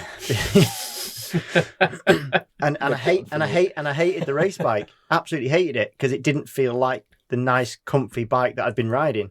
So actually, I think a few less days would have been better. Mm-hmm. So I think I did too much out there in one. So I do think it can have some kind of detriment because you can get real comfy on a stock feeling bike because they're just that little bit plusher and they're a little bit... I've got a funny story about that, actually. I once had... in fact, we've still got it. It's over in Spain, an old beat-up Honda 600. And I used to just do laps and laps at Cartagena. And I once crashed it. And because I was there by myself, I didn't really fix it up. So it had... the right handlebar was sort of down like that. And I used to... And if I ever said to someone, oh, can you just hold my bike? They would always be like, what on earth? Why have you got this? Anyway, when pre-season testing came around, I went out on the race bike, pulled into the pits. I was there's something up with these handlebars. Because you got used to it. Because straight handlebars felt as if it was up here. But yeah. Yeah, you can definitely do too much. I think there's a real fine line. I like to... personally, I think as long as you're riding a bike, you're becoming sharp. So I like keeping with motocross. People like pit bikes. I don't have one, but there's that. Or do you reckon pit bikes beneficial? Because with being open and frank about it, you're on the same wavelength, aren't you? Riding the little 140s, the little stuff like that. You said it's not particularly beneficial for you. It's a waste of time for me, but yes. I have had a go on one of my friends' 150s with a slipper clutch. It was 12 grand pit bike, and that was you were using similar sort of skills and so I think if you had a wicked one, but just a standard pit bike for me is I'm just burning fuel and rubber. Like I don't really feel like I'm getting anything out of it. Yeah. I think a lot of it depends what sort of rider you are. Like from the roads, I was always surprised at how often road riders often do very little. Yeah. Even less than, because obviously the race bikes, they're so expensive to run and there's a testing ban and all that, that it's really rare that you get out. You don't get out often on one, do you? And it's certainly almost never your race bike. So we get out not very much, but I'm surprised that the roads lads do it even less than that. And I mean the strict roads lads. Bruce Anstey's like the extreme Anstey of- just like doesn't sit on a bike, does he, for 8 months and then just rocks up somewhere. Bruce, like, he's generally my hero in racing for that sole reason. He just turns up, doesn't he? And he just has a beard or doesn't have a beard. It doesn't really matter. And he goes out and bangs 132s in, and you just think, It's insane. no, I would love to. Same with John. Like John does little motocross and he enjoys riding his bikes, but you see that it's very public, very open. But Bruce just appears. He's fine. I want to be Bruce. That's why I idolize him so much, because I want to be him. And you just think, because I tell you what, social media is the biggest killer for me. Because you look at your competition. I don't care what, it's competition all year round with races, isn't it? You're always looking at the other person. You always think, I don't care who you are. And you just think, Jesus, they're out there. And every man and his dog is doing more and more and more. You know, you're saying riders, like road riders doing less. Even like there's Forrest Dunn, you know what I mean? Like he's a good friend of mine and he's on a really tight, low budget and he's out in Spain, you know what I mean? And you're thinking, I'm going to get out of my BM that I'm buying probably twice before the Northwest because of money, but it is, you know. Yeah. But with social media as well, it is hard because people do only portray what they want you to see as well and make it look like they're doing loads. You don't always know if they've had a day full of red flags and they got 5 laps in, or they didn't show the fact that it snowed until 3 o'clock, and then it's a mind game. It is a mind game. It's really, really hard, and it can even, if we're going to go fully down that route, it can also go wrong for you. I know motocrosses can be a bad one. I had a real big scare. Actually, I was just starting to record the second month of the fitness program, and I had a real big scare at the motocross track. I did genuinely think I'd bust my leg, and it was, you know, when you're just like, this is a problem, you know, like a real problem. I was like down, going, I've done something bad here, and I'm almost never wrong, and thankfully I was wrong. I was all right, but then you can go down obviously the Taron McKenzie route, and he got one afternoon and that was it, and spanned himself, and they was due. I think he was due to do 4 or 5 weeks out in Spain. You know, he had his super motorbike which he just had built, and you know he had his practice bike. You know, and they were probably gonna go and do some like cycling or whatever else they were gonna do. You know, he had this big plan, and all of a sudden one afternoon, or the first afternoon, you end up in the gravel for whatever reason, and he bust himself up. So it can easily go either way. But I always think that more riding is better, but I don't necessarily personally, but it works different for everyone. But personally, I don't think it matters to me what sort of riding I do. As long as I'm sort of getting my eye in, so to speak, then it's enough for me. But everyone works differently. Yeah, I on a personal, I feel massively like I'm 4 weeks behind on anything that I planned on doing. And it's just like, that pressure's there, and it's quite a hard thing to shrug that. Do you not think that it could be anything like it? There was even videos of like Alex Rins and Marquez training go-karts, like shifter karts. But that, like, it's just getting your eye in, it's getting sharp. It's getting your reactions almost ready for... Yeah. Do you know what I mean? You're training your reactions more than anything. The only thing that I find does take time is getting that... because you go fast on a motorbike, don't you? Yeah. And but you forget how fast you go. And the first time you go out, you're probably going 10 seconds a lap slower than you're gonna go, and you feel like you're going a zillion miles an hour. Yep. And so you've just got to go through that sort of like adjustment phase, I think. Yeah. When the fastest thing you've been in for the last 4 months is my transit van, and then all of a sudden, you know, you jump on something that does 120 mile an hour in first gear. So do you know what I mean? Which my transit van doesn't do.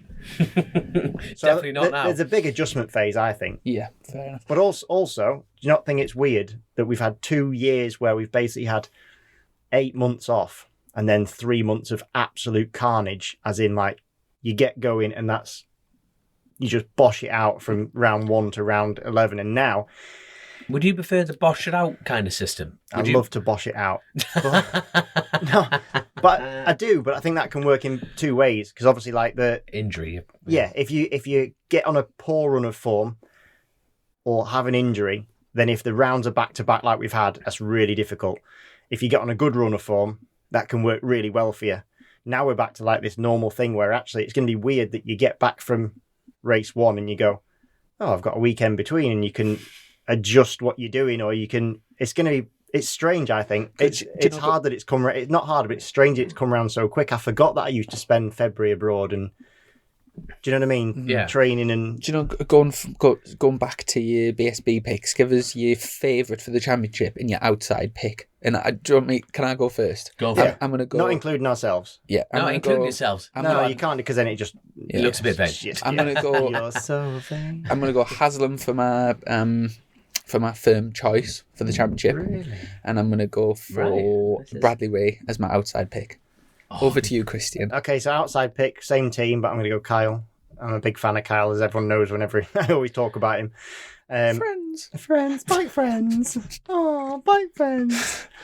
Actually, I'm less of his friend. He sold his motocross bike. I got really mad at him for that. If you're listening, Kyle, buy a motocross bike. And I'm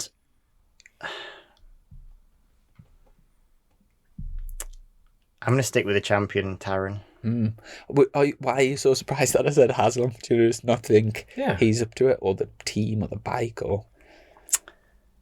I wasn't surprised. Obviously, he's ex-BSB champion. You did say, really? Did I? Yeah. Did that come out? Yeah. I thought I just thought that. Dang. I didn't realise that came out. Yeah, it did. And if not, we're going to put it in. Yeah, and it wasn't a thing, and now you've totally made a thing out of it. Yeah. What about you, Dom? No, I just want to know why he thinks Haslam's not going to do with it. Who's your firm choice and your outside pick? I don't think Tom Sykes is going to do it. I know that's not the answer, but I just think...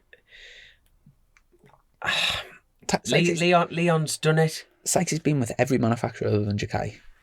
I know that it's hard to adjust to that bike because it is different to the rest. So that'll be the first thing for him. So that'll be interesting. You know what? I don't. It's nothing against what he's world champion for a reason. You know what I mean? But I don't know. There's something to. I love being proven wrong. But something's just telling me it's not that. And you know what? As far as a winner, Jesus, I couldn't even put a.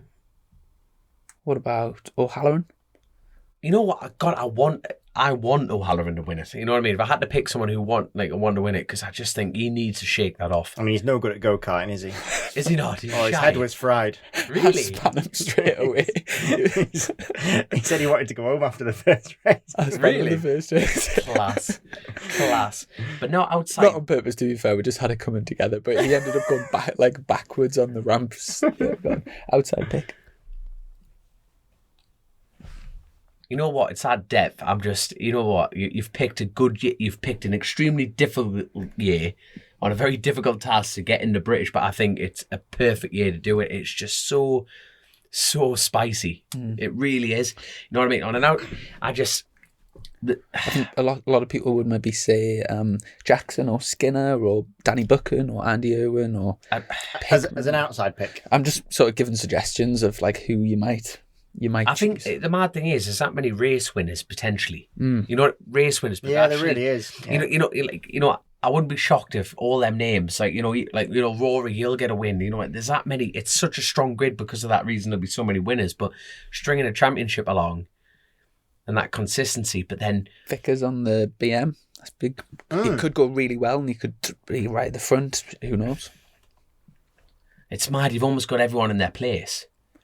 The thing with BSB is there is that many people I think that can win a race. There is a difference between winning a race and stringing it out for a championship. So in the past few years, there's only been exactly. So Bridewell's my outside bet. Outside. No, yes, no, to be in blood. No. Ouch. No, I don't get. No, it's. Oh. No, because he's always at the front. But the thing is, it's that consist. He's got the consistency. But he's my outside bet because it's that strong at the front. I think it's. I mean, the last few years, obviously, there's been Jason, That's Taron, a good pick to be. Tommy, yeah, it is a good pick. Jason Tarrant, Tommy, myself, Brooksy was off form last year, but there's that grouping, and then there was like the next group, which is a very large group. The next group, and each person from the next group can has win a a strong race track. very easily and win a few races. And Glenn, Jackson, Skinner, Danny, The man that I'm going to say, Hickman. I want him to win a race. You know what I mean? But I do. You know what I mean? I want him to win the championship. What are your aspirations for the season, Chris? Of a grid of, like, say, 34, I think if I can, early on in the season, if I can start nicking a few points and getting some good finishes, I think that's a huge task in this field, isn't it? It is. Realistically, with, like, obviously brand new, like, bike for the team, and, like, I'm sort of thinking around that sort of area. But to be fair, like, I'm kind of just going to go with testing, and wherever I'm at round one, just build on that. Yeah. So if I'm miles away from that at round one, I won't be like, oh, I'm like failed. It'll just be like, well, that's where we start, and then I'm really it's like such a massive task. I'm really looking forward to just like getting proper stuck in, and it's exciting, isn't it? But like I say, please hit me on me healthy side, not the other side. But it's like, but when I say that, like, I want you to win the championship, but I think you will win races. There's no doubt in my mind that you will win races. But the sole reason I don't think you win the championship is because I've never seen that bike win the championship. Yeah, that is no, you know what I mean. No, I don't want an answer from you, but that's my thing. I fully believe you'll win races. It is. I've never seen the Zuki up there. Like, obviously we are all jockeys, so like it makes a big difference what horse you ride. If you're a jockey, doesn't matter how good you are, if you're on a Blackpool donkey, you ain't winning the Grand National, are you? Yeah. So it depends. But there are no Blackpool donkeys on the grid.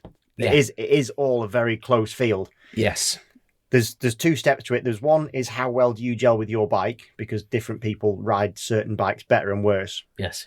And there is always this rotation of what's the best bike on the grid. So we've seen it for a few years. The Ducati was, and now the Yamaha sort of stepped it up. And then there'll always be another bike that suddenly makes some kind of step. And it was funny because we saw last year that the Yamaha didn't make this massive grand step. It made this small difference that made all the difference. Yeah.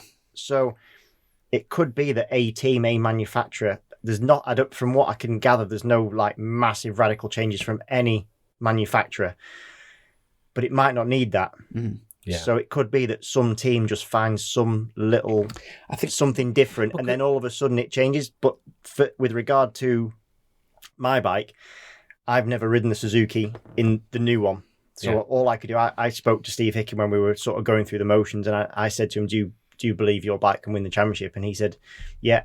So I just went, fine, I'll take your word for that. That's because to me, that's all I need to know. Yeah, of course. Is that the guy that runs that believes in his bike, so I'll 100% believe in that bike. Is it? No, and that's great. That's really good to hear, because the thing is, like, you know, if you own a team or own a, you know, you run a particular brand, it must be so frustrating. You know, when you hear on MotoGP all the time, they always say it's a Ducati track or it's a Yamaha track or a Honda track. That must boil every manufacturer's piss, because it's just like, it's tarmac. Well, in all fairness, there's so many variables to that, don't get me wrong, and everything like that. But in the same breath, if the bike can win one race, you know, like fundamentally, they must sit there and going, it can win that race. Why can't it win every race? In all fairness, though, and I think to sort of like build on the point that you were making with Christian, is imagine like if there was a BSB PlayStation game, and you pick your rider, and then you go through the manufacturer, and you could choose your bike for each track. Yeah. We all know kind of which bikes you would choose if you were playing the PlayStation. Yeah. And at certain tracks, some bikes do particularly well. Yeah, I would. Yeah, to take your point on that one, I would choose a Yamaha for Alton. I would choose a Suzuki for Silverstone. I would choose a Ducati for Snetterton. So there are tracks that Thruxton. I don't know, whatever doesn't eat tyres. I don't know. Andy Owen won on the old Honda there, didn't he? Yeah. Jesus. Hickman always does well. Hickman does very well there. So we'll give BMW that one. But yeah, so there's obviously certain, it is only tarmac, but there's also so many variables within that the shape of the tarmac is obviously the main one that's obvious, but also the type of the tarmac and It's mental, the undulations and how a bike reacts to it. So like we're talking about the Suzuki, which if you look at where that's gone well, it's typically the flatter circuits. So whether that's a thing or whether that's just happens to be that's what's happened because the riders are better or worse at certain tracks. But if you see it on the tracks with undulations, it's not gone quite as well. Yeah, but then arguably that Suzuki, Kyle Ryde and Bradley Ray absolutely pissed off at Donington. Remember, it was it Kyle Ryde that he led it. They were strong. No, Yes, they were led it. They broke down. It was just like Jesus. It's. But there's no. Donington has elevation change, but it doesn't have big undulations. Right, massive So I'm difference. talking like something like Alton or Brands or something Cadwell, with big dips and hollers and that sort of thing. Right. Yeah, no. So there's different, but that could be just coincidence. I'll soon find out. It's one of those like, why does the sun rise and sun set? You can guess, but no one really truly find out. It's like put a pin in it kind of thing, isn't it? Are we going to start? I was watching Teen First Dates last night. There was someone saying all Never that. seen It's that. so funny. Is that a new program? Yeah, well, it was the girl was on it. She's really daft, and she made me think of it. And she was going, "I believe the world's flat because when you look out of a plane, it's flat in it." You just made me think about it. I'm a daft blonde on telly. There you go, champion. But yeah, there is horses for courses. It does. Yeah. I do think it makes a difference, but you just never know till you get in that first race. But like you say, like I was saying, I love to be proven wrong and to be like get it done. So You're one of the perfect people to ask this question, although you don't have experience of pure road racing, but obviously all the experience of getting to learn to ride the Ducati in 2 years of riding it. And it's just been announced that Michael Dunlop's going to be taking it to the Northwest and also the TT. We'll come back to it afterwards, but the Ulster's being cancelled, which we're obviously disappointed about. We'll come back to that, but first of all, podcast. first of all, how do you think Michael's going to do specifically at the TT? Change the question. Take Michael off it. How do you think the bike's going to do?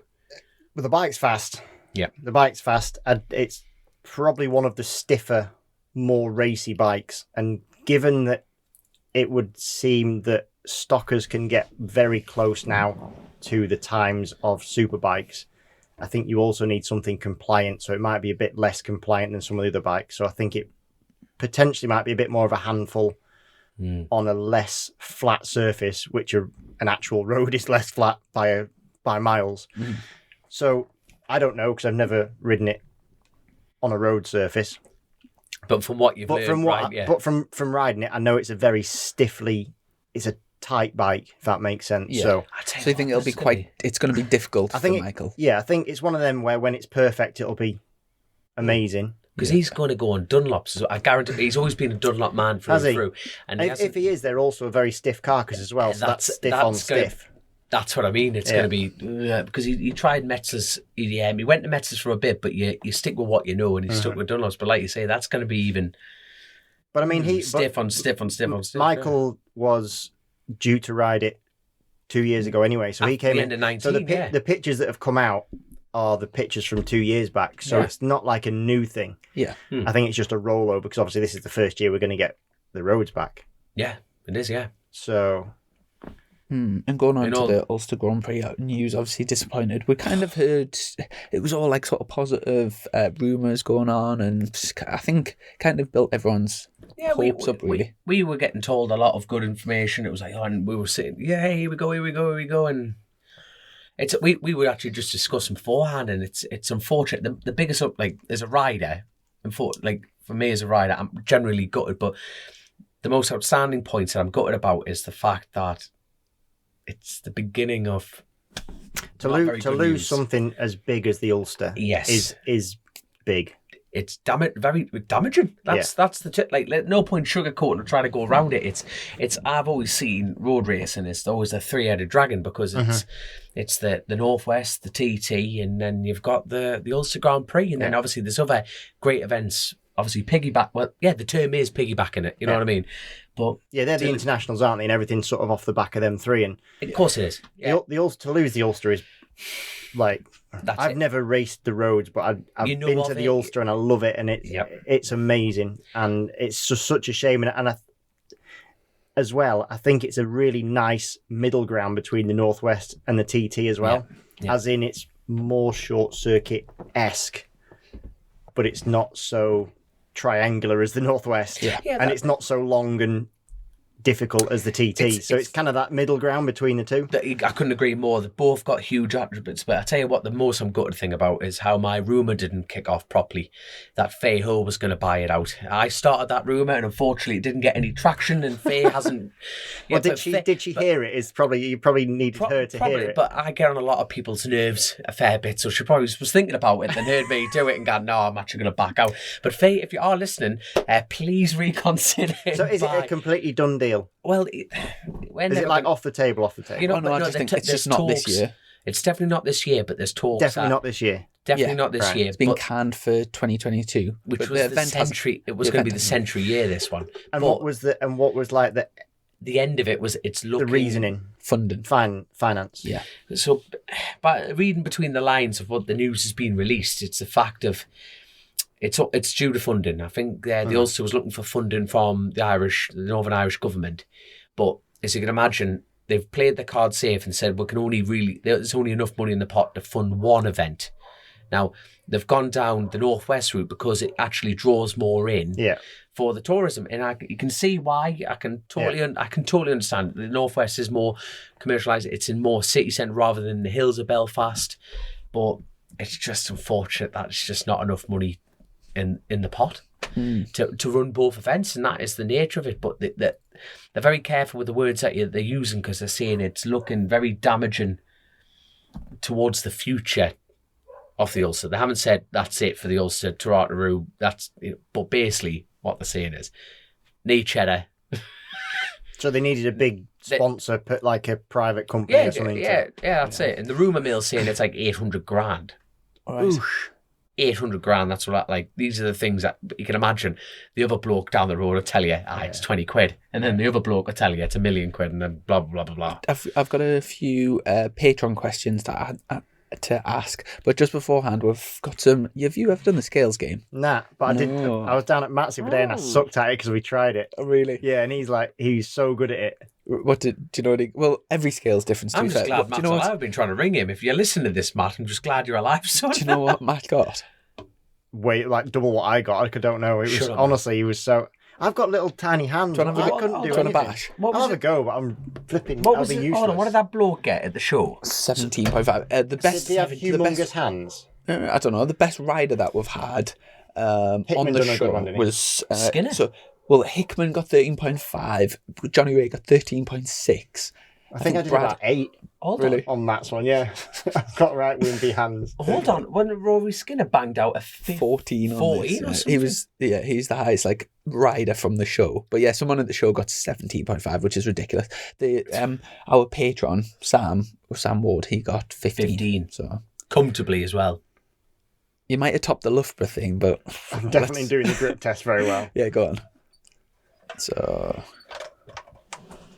9.5. Wow. To be fair, you can never tell, but let's go for Patreon questions. We've got quite a few. All that work that he can. He's looking henched. You are looking henched. Chris has changed shape. I've got to ask a question. Now that you're getting henched up, does your Mickey look smaller? I'm not on roids, you know. No, I don't know, but does it look smaller? You know what I mean? It's like at the end of the day, in comparison. No, think about a bodybuilder started off life as quite small. They hit puberty and the bodybuilders have small bellies because of the roids, though. Is that a thing? No, but this is my argument. But you see, but at the end of the day, you hit puberty, you're a skinny little rake, and your Mickey's only so far, in it. And then the bigger they get, the smaller it's looking. What's the point of taking drugs to make your winky smaller? I've never ever. Why would you do that? I definitely won't be doing that. No, but surely you get hench so that people look at your winky, and then when you get it out, this is the most polite version of saying knob and my winky. Right, we'll go. So you haven't answered that. Does it look bigger or smaller? What's the personal? What's going on? Some of the Have you been training it? It's doing cock push-ups. some of the kids that are What's that off Tenacious D? Tenacious D. Yes. some of the kids that I teach watch Chasin the Racin, so I'm going to swerve that question if you don't mind. Okay. Dominic. Fair enough. We'll go. I'll answer Paul it. Bennett. It's probably some smaller kids. Will you try and copy Chrissy's green light starting attack position? How's the dog? I don't get the first one, but how's the dog? What's your starting position? Green light starting attack. By the way, position. we've got to mention, you have like a super duper mega fan who's a mega fan of this show as well, Sheila. She's got a Chasin the Racin tattoo, but she literally runs over to me. Shirley. Shirley even, sorry Shirley, Jesus. She literally runs over to me and goes, how's Christian? It's like, I don't live with him. I have no idea. He's been on the show a few times, but I don't check in on him regularly yet. But she is a super fan of Chasin the yours. Racin tattoo? Genuinely Has she also got an Iddon tattoo? Someone had an Iddon tattoo. That'll be her. It's But got I'm to be her. but I wasn't sure if it was real or not. I wasn't. Well, she's left a comment, so we'll go. Okay. Yes, Is there something straight up to with her. the dog? Hey? Is there something up with the dog? Someone said, Time the terrier. how's Tan the the terrier. how's there's the not. dog? Oh, she's fantastic. Good. She's got her own Instagram. Yeah. Yeah. What is it? Give the plug. Tan the terrier. Time the terrier. Yeah, as in the river. We'll The go. terrier. That's the bit we know. We'll go. No, but other people might not know the river. Touche. Sorry, this is a global show. So Exactly. We're I not do just in the apologise. northeast. Yeah. We'll go. No, the dog's mint. Honestly, she Shirley. always had bad breath though. Because she eats shit all the time, I know. so she smells like shit all the time. Lovely. I know. Shirley Bimpson. Hi, Christian. So pleased you're staying in BSB. How's it going with the Bill-based team? Are you happy with your progress so far? Looking forward to watching you kick ass this year with a thumbs up and a trophy and a bike. Kiss, kiss. So I think it was more. How's it going? She You haven't really actually means them started. kiss, with it. Yeah, kisses, by the way. so I haven't started anything yet. So everything so far has been mint. Yeah, class. Yeah. Sam Higginson. Christian, do you think you'll have any big rivals this season? And if so, will it be Sykes or Brooks?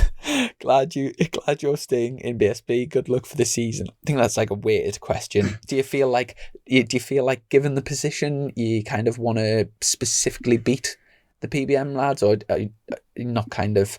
There's like 30 rivals out there. Exactly. It'd be daft to focus on one or two people because that's just ridiculous. Because you would only just. Is any It's rider on worse the... on yourself Yeah. if you do that. But I do want to say, because I did an interview, and in the interview, I said about how I felt like I was going to leave. I wanted to leave BSB because I felt very unloved, and I can't remember exactly the quote, but it was sort of taken a little bit out of context. What I meant was by the more inner circle of the BSB community. So I think the quote was along the lines of nobody cares if Christian Iddon gets a ride in BSB. What I meant by that was, and I had elaborated to the person who did the interview, but what I meant by it was, for example, all the other riders, and I'd be the same if somebody didn't get a ride, I don't care because I'm only looking after my own. I would go, oh, that's a shame, but that's as far as it goes. Yeah. You know, the teams don't really care because they'll always have another rider. The management of British Championship don't necessarily care because they'll always have a championship and they'll always have more people. So what I meant by the comment that I got a lot of comeback from in a nice way, but what I meant by the comment was within the BSB community, I felt very unloved. I was just almost like cast aside and just felt so out in the cold that I've come from this paddock that you think is so close and so together, and then within a heartbeat you're sort of like completely out in the cold. And as much as people are still my friends and stuff, they're of course looking after their own jobs and their own security, and I totally get that because I'd be exactly the same. But to be on the outside of it was quite an eye-opener and be like, flipping heck, you know, like You don't actually realise like how nobody's there to help you. how irrelevant you are are. to the whole circus until you're like either injured or out of it. Exactly. Talks I mean, about that. if you think like majorly, if you think like, for example, when Tommy Hill quit or when Casey Stoner quit, if you want to go big, nobody actually cares. No, as in you the go show on, goes okay, on. the show goes on. Yeah. You know, like we've just had the first MotoGP race with no Valentino Rossi. I didn't miss him one little bit. I'm sure people did a little bit, but you know, like the show completely goes on, and that's how it works. So what I meant by the comment was that's how it felt, and I was the one cast out on the outside. What I think a lot of people who do support me really and do support me really well, I got a lot of comments going, we care and I care. And so I didn't mean, I think I have fantastic people who support me, fans and BSB fans. So yeah, I hope people didn't think that I felt unloved in that respect, because I do. I think I've got mint fans, but I think the quote was definitely taken out of context. I was a little bit disappointed with how it was headed. Yeah. Without the bits either side of it. Do you know what? To be fair, I think that's why platforms like this are a much better way of having a proper conversation about something, because you can elaborate and like say you've just spoke like 2 minutes about that and sort of expanded, where like Twitter, where you've got like a few things and you've got to like make a point to get things, and it's so easy for things just to get but then the add-on effects of that is like it then like annoys people and like and it causes like things that just people can make an assumption on you by the way someone's written an article about you. And yes, they can't put a quote in unless you've said it, but they can cut the quote down into certain snippets, which makes without the context, it can completely change a sentence round or something that you say. And I've also done a couple of interviews, and it's funny, it's lately that it's been happening, but I've done a couple and they've really focused on, we'll do an interview that's an hour long and it's 50-50 split between two subjects. And the article is 95 subject one and just Andy said this, which is quite frustrating because to be fair, the whole people thing's... read what they want, and to it's read, also there was a lot of clickbait. So there was one that I was in and they kept putting out the clickbait sort of things that I'd said, and it was really not what I wanted putting out. But once you've said it, you can't take it back. But it's nearly impossible not to say a group of sentences without one of them in between if you take it on its own to not sound wrong. Yes. Difficult, really difficult. And obviously as racers, we get anything now in social media, people are so quick to judge and so quick to make a snap decision. Love him, hate him, her, them, whatever. It's just like completely, it's in the moment. It's good or bad. It's one or the everything's so black and white and from being on the inside. Weird. So you're exclusive to Chasin the Racin from now on, which is great. From being on the inside of that and like experiencing that, you can then like sort of look at like say someone like Casey Stoner, who like most people hated because of what they've seen of him in the press, and you think to yourself, is that actually do I actually not like him as a person, or are all the clippets that might have been taken out of context has painted this picture because it gets more like views and more clickbait. So am I basically being fed all of and it's so easy done, like, so it's so I just wanted to clear that up. We went a long way about it, but I just wanted to that's what this is about. I have great fans and it's mint. Quick, Jacob Cuthbertson, have you done any testing on the Suzuki? If so, what's your initial thoughts and how different to the Ducati? Good luck this season, and I'm sure you're going to smash it. Obviously, you haven't yet. No, so I'll ring in with a snippet for you. Yeah. Or we'll just be the next pod. Yeah, anything clickbait. I'll be on next month. Next time you can't get someone round. Where's Iddon? Is he in tonight? To be fair, we've been trying to get this sorted for. It wasn't a last minute thing. You're literally too factory for us. We've been trying to get this sorted for a while. I was Julian Rose. I was quite surprised by Christian's reaction to what happened with PBM. From what I've seen of the sport, the rider is always the most dispensable element of the team. Bike racing seems to be the opposite of four-wheeled racing, where continuity is favoured. Do you think it has become a rider? Do you think it is because a rider is more important in the performance equation that teams will change them so readily? That's quite a deep and interesting question. It is a real difficult one to answer. There's so many reasons why teams have to choose certain riders. Like, a lot of it's the team situation. So some teams need riders who bring budget. Some teams can afford to pay riders, so it's different. Some teams want the big name to pull in the big sponsor, so it's generating. Yeah, do you know what I mean? So they're all in different scenarios. It's a difficult one. Yeah, really. One of the best bits of advice I ever got, and at the time it was bloody wounding, right? And it was the first time.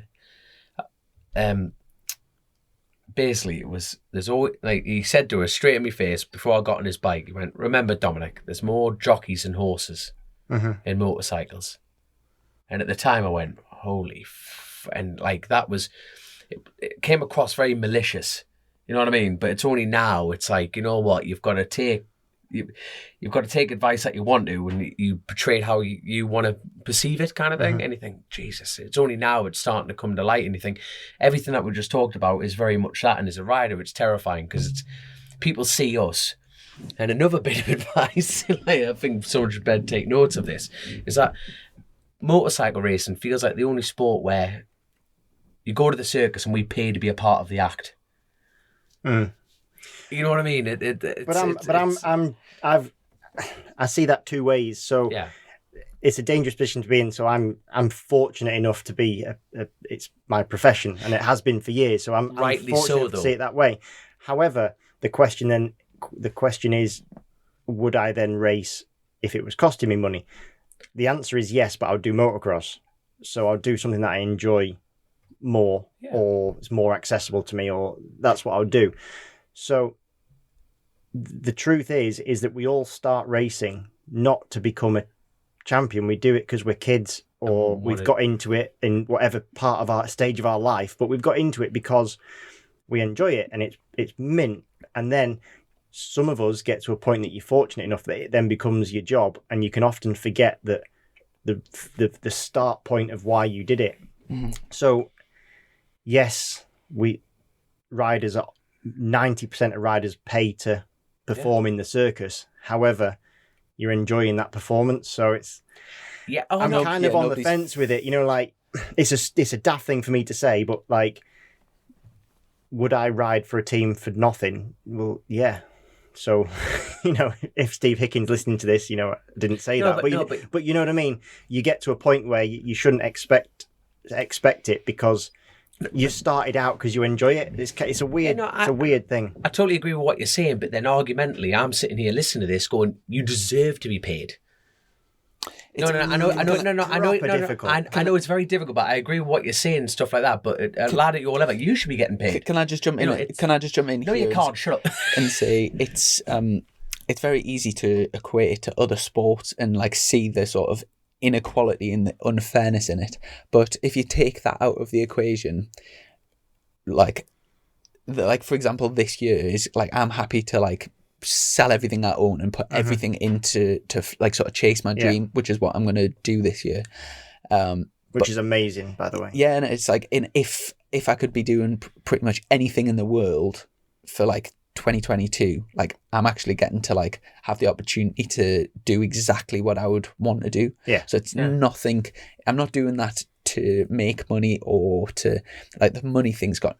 And I don't think a lot of people understand like that side of things. I remember hearing James Ellison on it would be like talking to Fred, and it was probably like about 8 years ago, and he was just saying like people think you do this for money, and it's like absolutely not. And at the time I think he was living in like a motorhome and whatever, but like sort of do I don't know, it's difficult to say. Like at racing bikes, I think you get like a sense of fulfillment out of it that like sort of takes a hole. And like for you doing the TT and stuff, it's at no point are you doing it to get paid an amount or whatever. You're doing it because it's like your life, you absolutely love it. So you're living your life, aren't you? It is unfair when you compare it to like pretty much any other sport, and I totally get that, and it is true. But I'm kind of not bitter about that, even though like compared to other sports you sort of should be. I'm not. But you should and shouldn't. So obviously the easiest one to equate it to is football, and they get X thousand pounds a week. But there's also so many more fans. But it has to work to within the money that's in the pot. The only way I look at it is, yes, I would ride for free. Is the comment that I'm going to say that people take out of context and just pull that quote out. Well, that's what this episode's going to be called. Yes, I'll ride for free. Cheap. But the other thing that I also have is I have an element of self-worth that I can only equate to my peers. So if I equate myself, and we've spoke about it before, just not long about my current situation, and one rider was picked over me, and I said, but even he's gets paid more and was worse. So that I don't understand.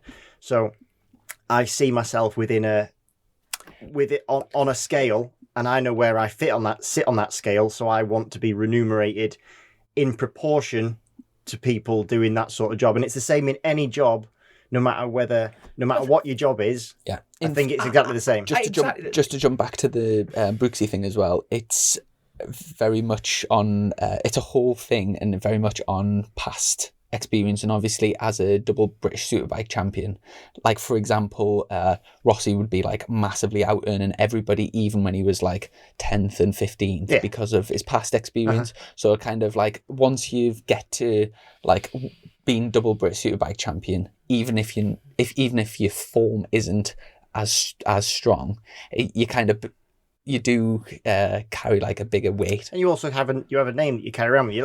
Let's play complete like devil's advocate. If Keogh decided he came back, he would probably really struggle now, but you get brass. He would get brass, exactly, yeah, because he would be a crowd puller and people would be rooting for him, exactly, and that Guy Martin would probably be an even bigger one. Yeah, huge, yeah. Do you know what I mean?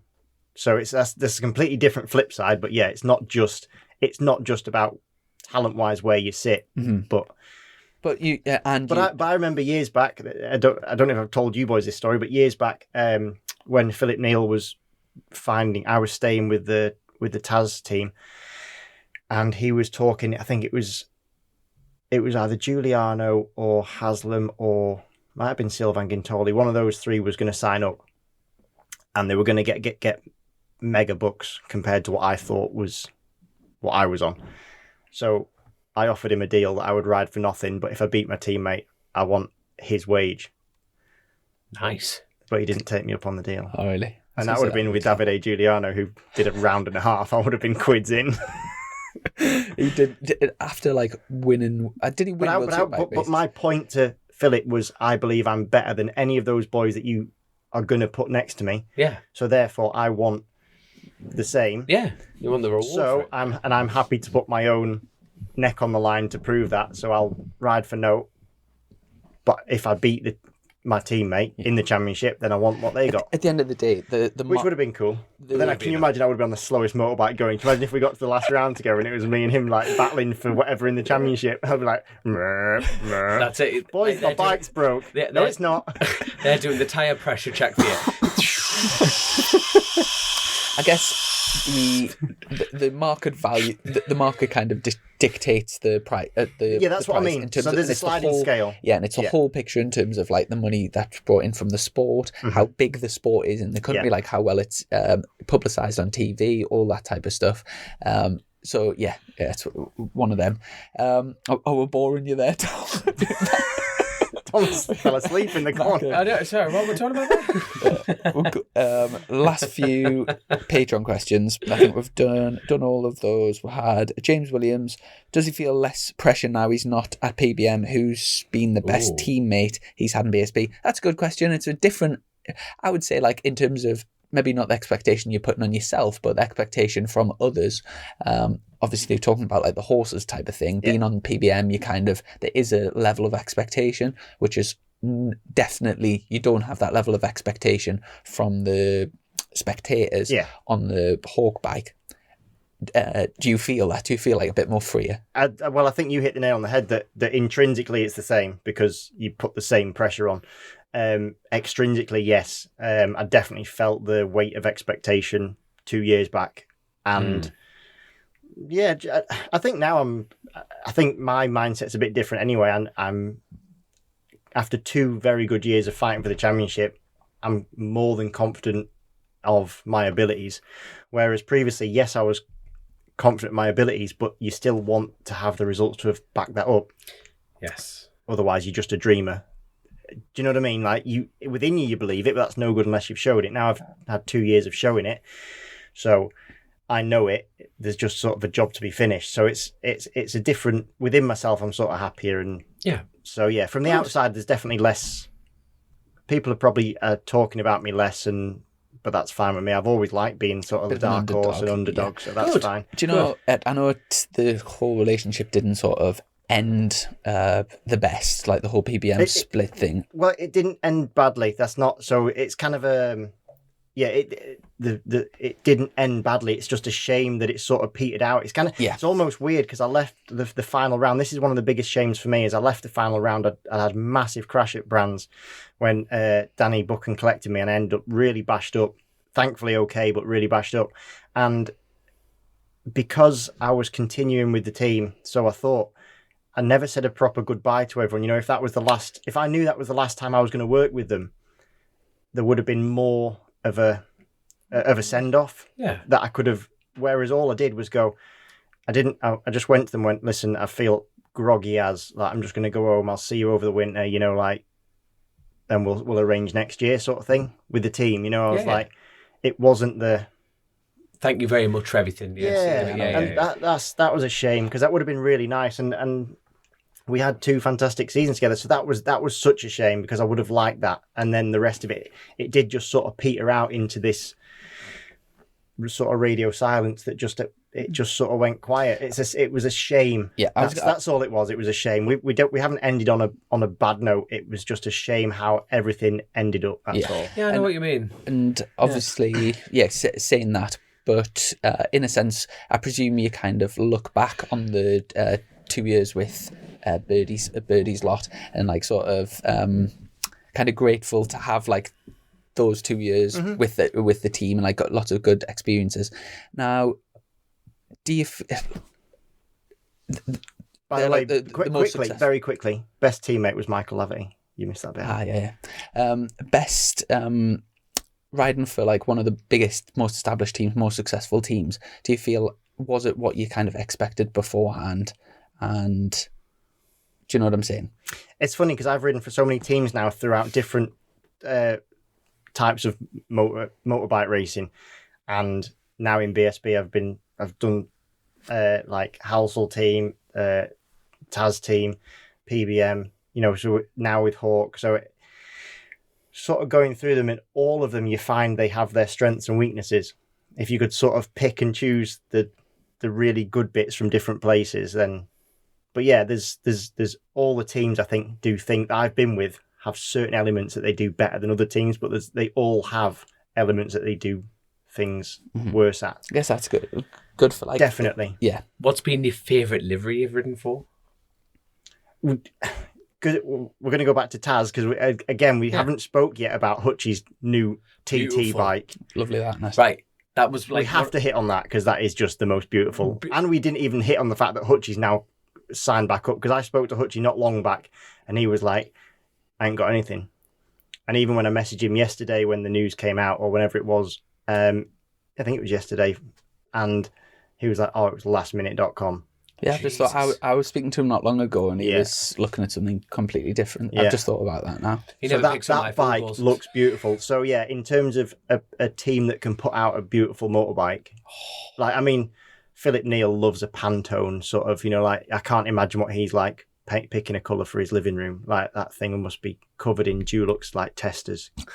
He loves the right colour. You know, like if it in every light, in every what's it, but. He always puts out a bike that looks immaculate, like they're beautiful.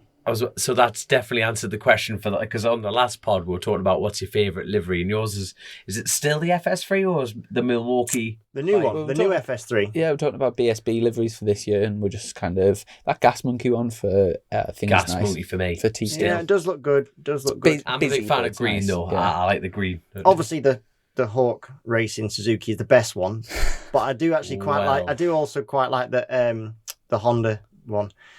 It's quite nice. I can't even think about the Honda. Oh yeah, the white one. The retro retro one. They've gone back to that. The Cows at the FS3 one's nice. Not a fan of the mat? If it hadn't already been done at Worlds once. Yeah. And I think it's a great one round special livery. Mm-hmm. But not for the season. Yeah, I know what you mean. The personally. Have you ever seen Taste is so personal. We're going to take that as a clip it and then just bang it on. Have you seen Bob Collins? He races like club racing. Used to do like so he had that Honda livery thing, didn't he? Yeah, but all the boots and the helmet, the leathers, everything to match that. He's got pink date. Yeah, it looks absolutely class. But yeah, I'm looking forward to that. You know, there's some real nice bikes on the grid. Yeah. TT like Hutchie back at the TT is a big thing. I'm so glad that he got sorted because he is just a charger. Like he's been through to hell and back. I need to keep racing. So fair play to him. Do you know, like, obviously he's super successful around the TT. Like, when we've been speaking to people on the podcast, and like just when I'm speaking to friends, it's all like sort of Hickman and Dean, all the sort of things. There's nothing to say that like Touchy can't be up there. You can't ever rule the man out because he's got something in him. He's got something inside him that'll a switch, it'll flick, and then, do you know what I mean? But he just doesn't ever stop charging, does he? He just, when he finds that feeling, he's insanely good. And actually, he had some really good rides on the stock bike last year on the Yam. Yeah. And I think he was pretty much the only Yam on the grid. So I think it was probably tough at certain rounds to get the thing dialed in right, and so he's still a mint short circuit racer, not just a roads rider. So I don't know if actually he'll be doing something. They usually do something to get their eye in, so it'd be nice if even if you see that bike at some British rounds. Was it Steve Plater that said he did a talk show ages ago, and I remember him saying that a quiet hutchie is a dangerous hutchie. You know what I mean, for results. And every year that he's always turned up and just blitzed everyone is the year he's been quiet. And think about it, it's the first time he's appeared on the scene since the last round at Brands. No one's heard from that for that reason. So from the road, you've got obviously you've got Dean and Hickey, and then you've sort of got Michael and Hutchie. Like, I would say they're the four sort of like really big hitters. Yeah. Who's number 5? I would kind of put Connor Cummins and Davey Todd in with them. Would you? So that's what I was going to say. What's the next group? I personally wouldn't. Connor maybe. Davey's not done enough yet, I don't think. But obviously we've had 2 years off, so he's missed 2 years of development. He's done a bit but of he's stock certainly fouls, getting there. He's definitely sharpened himself up, doing a fair bit of supermoto, motocross. He's the same. He's always out. He's always. But obviously, you're the man in the know. So who do you think is that? Who's in that group that's going to take it to them?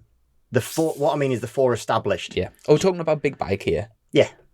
Yeah, but it kind of echoes through the classes in a way. Well, like Lee Johnson, you would say, like... Yeah, Lee Johnson obviously is going to be really good on the smaller bikes. Lee Johnson on the big bike, he's a 130 man. Jamie Coward's a 130 man. Like, what about McGuinness? What about Connor? What about Glenn? Well, Connor Cummins is a 132 man. Hillier is a 132 man. McGuinness is a 132 man. Davo is a 131.9, I believe, off the top of my head. But I really think he's going to blend well with that Yam. Very, very well. The 133 people are, I think, Hutchie. See, Guy Martin's a 132 man, but a 33, Hutchie's a 133. But then a 34 is Harrison, 35 is Hickman. And you just sing it. It's getting mental. And then you just start putting it. See, then Bruce Anstey, the Enigma, who... Well, because is he back racing? Well, I think he'll be back on the 250 Classics. Right. I think the big bike's up because he's been battling with cancer again, God love him. And he's a 132 man on the Hondas. But you see, then Davey Todd's a 131. Yeah. And you're thinking... Yeah, Davey was super impressive at the last... Well, that was only his second year, wasn't it? That was his second year there on the press. That's what I mean. It's a shame for him that he got, like, the break, probably for his career, came at almost the worst time. He was on that big ascendance through... Yeah. Wasn't he quicker than Hickman in his second year? I think he was right about the same. He would have been... I think Davey was... To be fair, though, Hickman in his second year was like plagued with mechanicals, but a fair point. But then, like you say, Davey did a full year of IRRC, which is International Road, but he was on a super bike instead of a stocker. Mm-hmm. But then you'd think I personally fancy Davey to make that bridge. I wouldn't be surprised if he's the sort of the next one to come through. Yeah. Mm-hmm.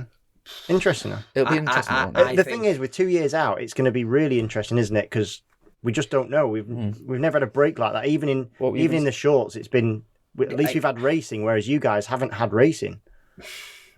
That is I couldn't agree more. I just think Hickman is the modern day David Jeffries. Yeah. Until David Jeffries, he was just the untouchable. The out of his skin rider that was calm and safe, and off he went. And obviously, he had an incident out of his control. Out of his control, but. It's like everyone does say it time and time again. Even McGuinness says it time and time again. It's a bit like if he kept going, he would have kept on going. Mm-hmm. And you think Hickman is just on that air of confidence, and he just think, off you go, son. And you think it's almost like a battle for second. And I mean, no, it is. And I'm not meaning that malicious way. And it's just. What's Jamie Coward on? Because obviously he was the fastest man on a Yamaha, was he? Yeah, still is 130 mile an hour man on a Yamaha stocker.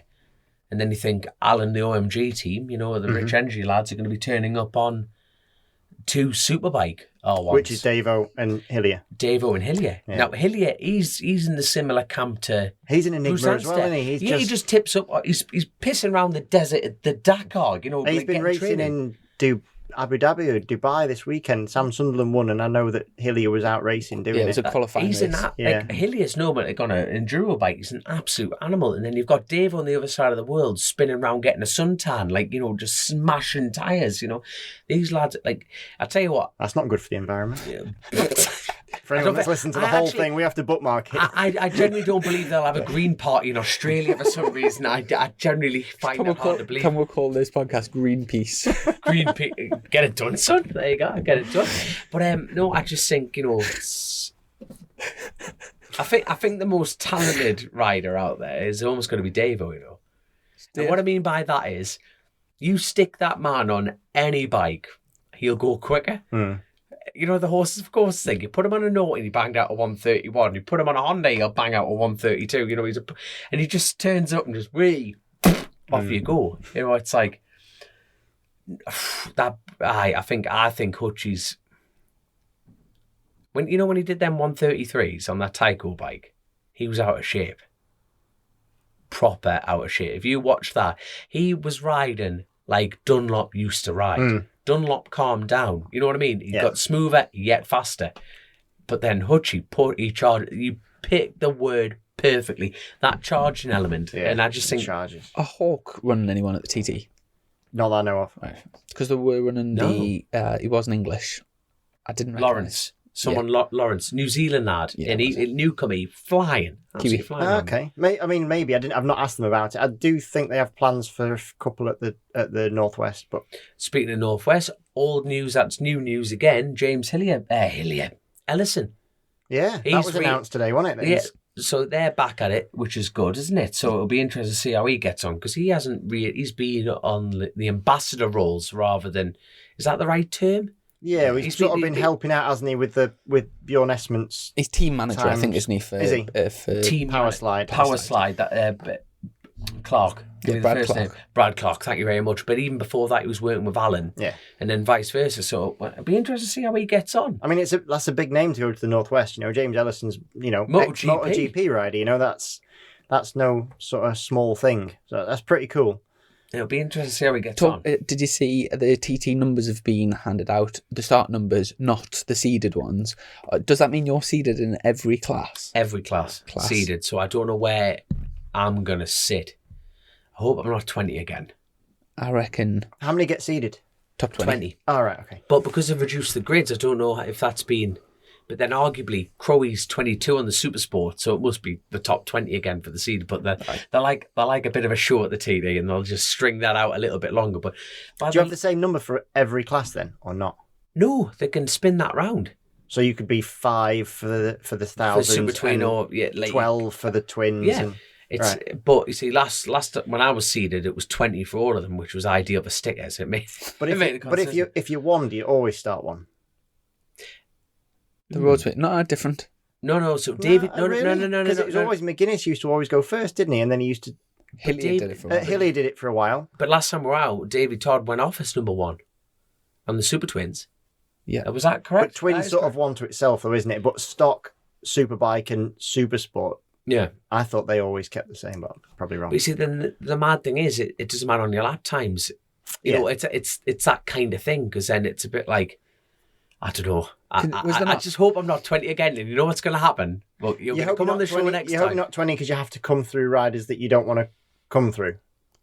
Pretty much, you know. Like, do you get to a point where you're like, where you see the seeding? Will you be like, I know I'm going to catch that person, and therefore it might cost me time, or do you not want to be 20 because? I don't see a progression being 20 again every year. Oh, so you want to see that you've moved up the ranks? I do. Right, because every year I've gone there, I've gone for a better number. And you think, I kind of, even if it's 19, I'm like. And how is it picked?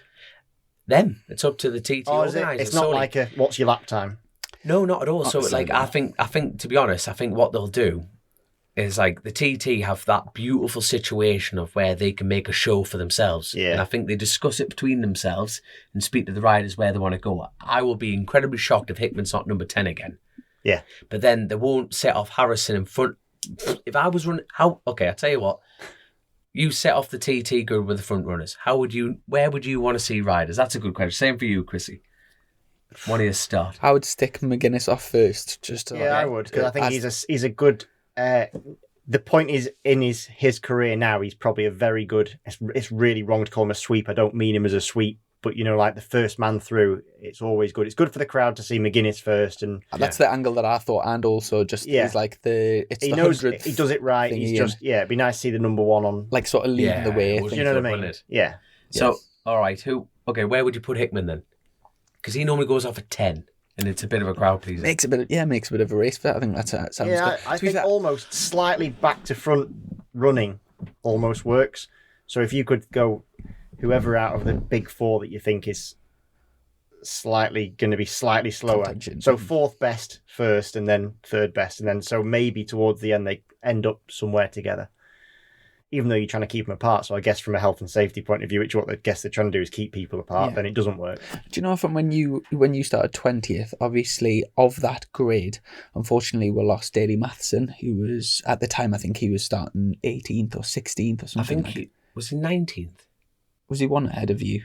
He was one or two numbers ahead of you. He was 19. He was number 19, I remember. Yeah. Of the people that were the other riders, was there a few that you were like catching in every race that you were faster than? Yeah, so like in the senior race, it's a proper psychological boost, that like that 10-second gap proper determines your race. So if it was off times, you would probably be around. Would you expect it maybe like 15th or something? But you see, that's a good thing about the 6 lappers. Like Derek Shields went off down the road at number 16. Yeah. I caught him on the So fifth lap. you've made 40 seconds. And you're like, fucking, this is 5th lap. And you did just, and I'm like, fucking have one of them. And then Sean Anderson was 17 anything. And this is Do you want some? like that. Do you want some? No, but that's the thing though. But the second you see it, man, it's ideal. You just put the gum shield in and off you go. What I meant was by you saying you don't want to start 20th, surely there's like an optimum amount. So like maybe like Hickman being 10 is probably quite a nice thing because he knows there's only 9 people to clear if he has to. So if there is a bit of a traffic jam, it's not a major one.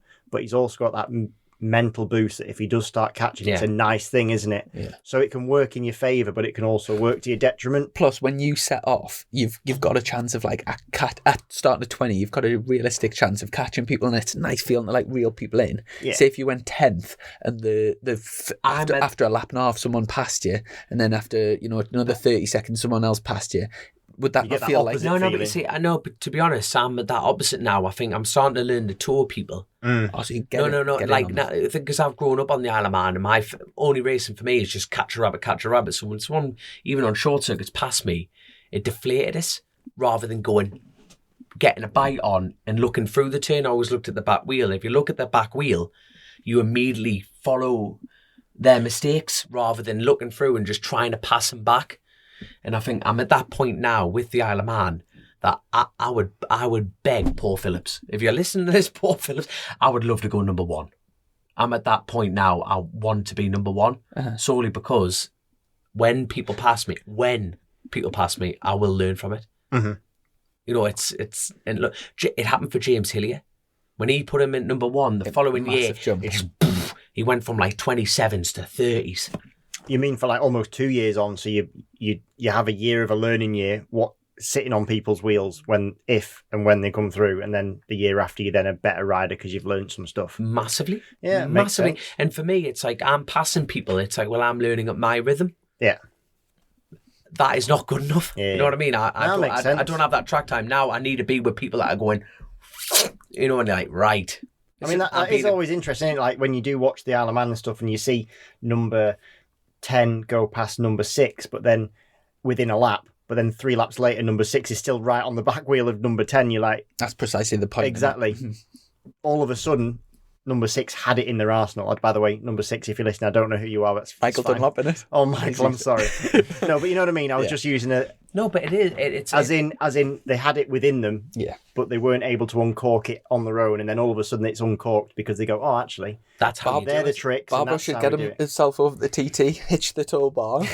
He'd be laughing. Oh, Hector, Hector, yeah. That's the only way to learn is by like someone like John. He could go over there with no training, no nothing. Like Bruce, they just know the system, and yeah, because you repeat the same mistakes because you think it's fast. yeah. Trying to break a habit in motorsport, in motorcycle in general, is the hardest thing because you think you're going quick until someone goes, "That's actually." And that's how the you other do thing. Like, it probably is really difficult because, like, from us as short circuit riders, we see people so often, and we can learn things quite quickly because we can pick up on mistakes quite easily. Whereas you guys, especially at the TT, might not see someone for a long period of time, and if you do it, they're probably not even running the same pace as you. So all you're trying to do is improve yourself, and we all know as racers, when we try and improve ourselves, all we do is bite the handlebars, and 9 times out of the 10, you end up going slower because you're doing it rather than... I've got a really good question for you, right? If you put yourself in Glenn Irwin's shoes, what number would you want to start? That's a good one. Glenn could handle it, For your and debut. I'm genuinely being serious. Put him at number 5. He could handle it. He could. I think, like you say, years of short search, scratch and learn and everything like that. He has got the right attitude towards the Isle of Man, and he would off you go. As long as the weather's good this year and like you get a good practice I hope weekend. it pisses down because I'm feeling tasty. As You know long what I as- mean? as long I'm as you sitting get- there with slicks. I'm doing an Iddon. I'm going to do an Iddon through Glen Helen like that. You wouldn't see me on slicks around there, boy. Fuck it. No, fuck it. I'll tell you that. That's already. I'll tell you what. If it's damp, fuck. It's going to end this one day, but I don't give a flying for it. I got second. I was second quickest through Glen Helen because it was slightly damp. And the only person who got qualifying was Hickman. I was in front of Dean Harrison, Michael Dunlop, all of them. Because they were sensible and knew it was going to be dry. And I went, this is practice. This is my moment. Come on a 127 brake horsepower ZX6. And I just went, fuck it. I'm off for a ride. And that's the thing. You're not there to chase anyone. You don't see any lap times. There's no lap boards. When you just feel tasty, you know what? You go for a lick. And off you go. Genuine question here, just because I don't know, but do you have because I rely on it so much. So when I'm racing, I've got my lap delta. So I'm basically racing myself.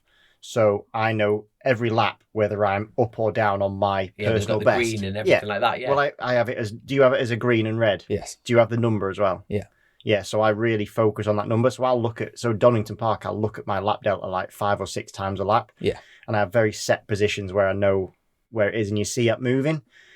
Like on a circuit, I guess there might be GPS issues with all the trees around the TT, so it might not work. 37-mile long lap, and you're literally that jolting that much. You can't. I get like. Do you know if anyone that uses a lap delta, so they know that they're? Because obviously, how many pit boards do you get a lap? Me. Yeah. 1. Yeah. In 18 minutes. Oh, 17. Don't rob I me meant of on the that. twin. No, I'm I'm gonna do 120 mile an hour lap on a twin. What does that equate to? Okay, I was just trying to dig out of a hole. All right. No, fair. No, but you're right. But that's like us getting a pit board with 3 laps to go. yeah. No, you're and right. then nothing. No, you're right. It's like I've never looked at like when I go short circuit racing, you just dig in. Who does your pit bull, by the way? Oh, Stephen and Debbie at the top of like the gooseneck, and they're just going. Yeah, but it's I a was lot. say you don't want to Upset them, but to be honest, I'd rather not. I tell you what, this made you laugh. The first, like when I won the classic TT, I got like 7 pit boards on me last, right? I spent 6 of those moments, right? People kept sticking out number 1, and I'm going, who the fuck's catching me? I kept looking over my shoulder, going, where? Like, you know what I mean? I'm thinking, I'm like that, and it was only Stephen and Debbie. I'm like, it's me. I'm lead. Like, I had no idea to the last lap. No idea. Like, nothing. do you want to use this opportunity? Do you want more pit boards on the TT? There'll be loads of people that are willing to do it for you. No, There'll be all sorts getting stuck out. Yeah, I'd rather have an offensive sign. I swear on my life, the more signs of get on and get going, I prefer like motocross signs. Well, I did do hutchies, and I did put boobs on it, and that because I had to, That's like the 80085. You just had to because I'd rather have the first thing you learn at school on your calculator is how to write boobs. So he got it. And disco on in music. I don't know that one. I know. I'd rather have that. I tell you what, I would like to see if anyone is going to be at the TD. I'm that, and you know when you're just saying about biting the screen and get going, the times go down. You know, they don't get, sorry, they go Slower, up, yeah. they get slower. Yeah. That is what I'm generally worried about this year. I'm a little bit Too behind much on screen track time, biting. Too much screen biting. Yeah. Actually, I am desperate for that 130. And that's mad. We're talking about Hickman doing 135s, 32s, 33s and stuff like that. But if I see, the self-confidence thing's a little bit of an issue with me on the bike, but you know, I want it that bad. I'm scared of not getting it.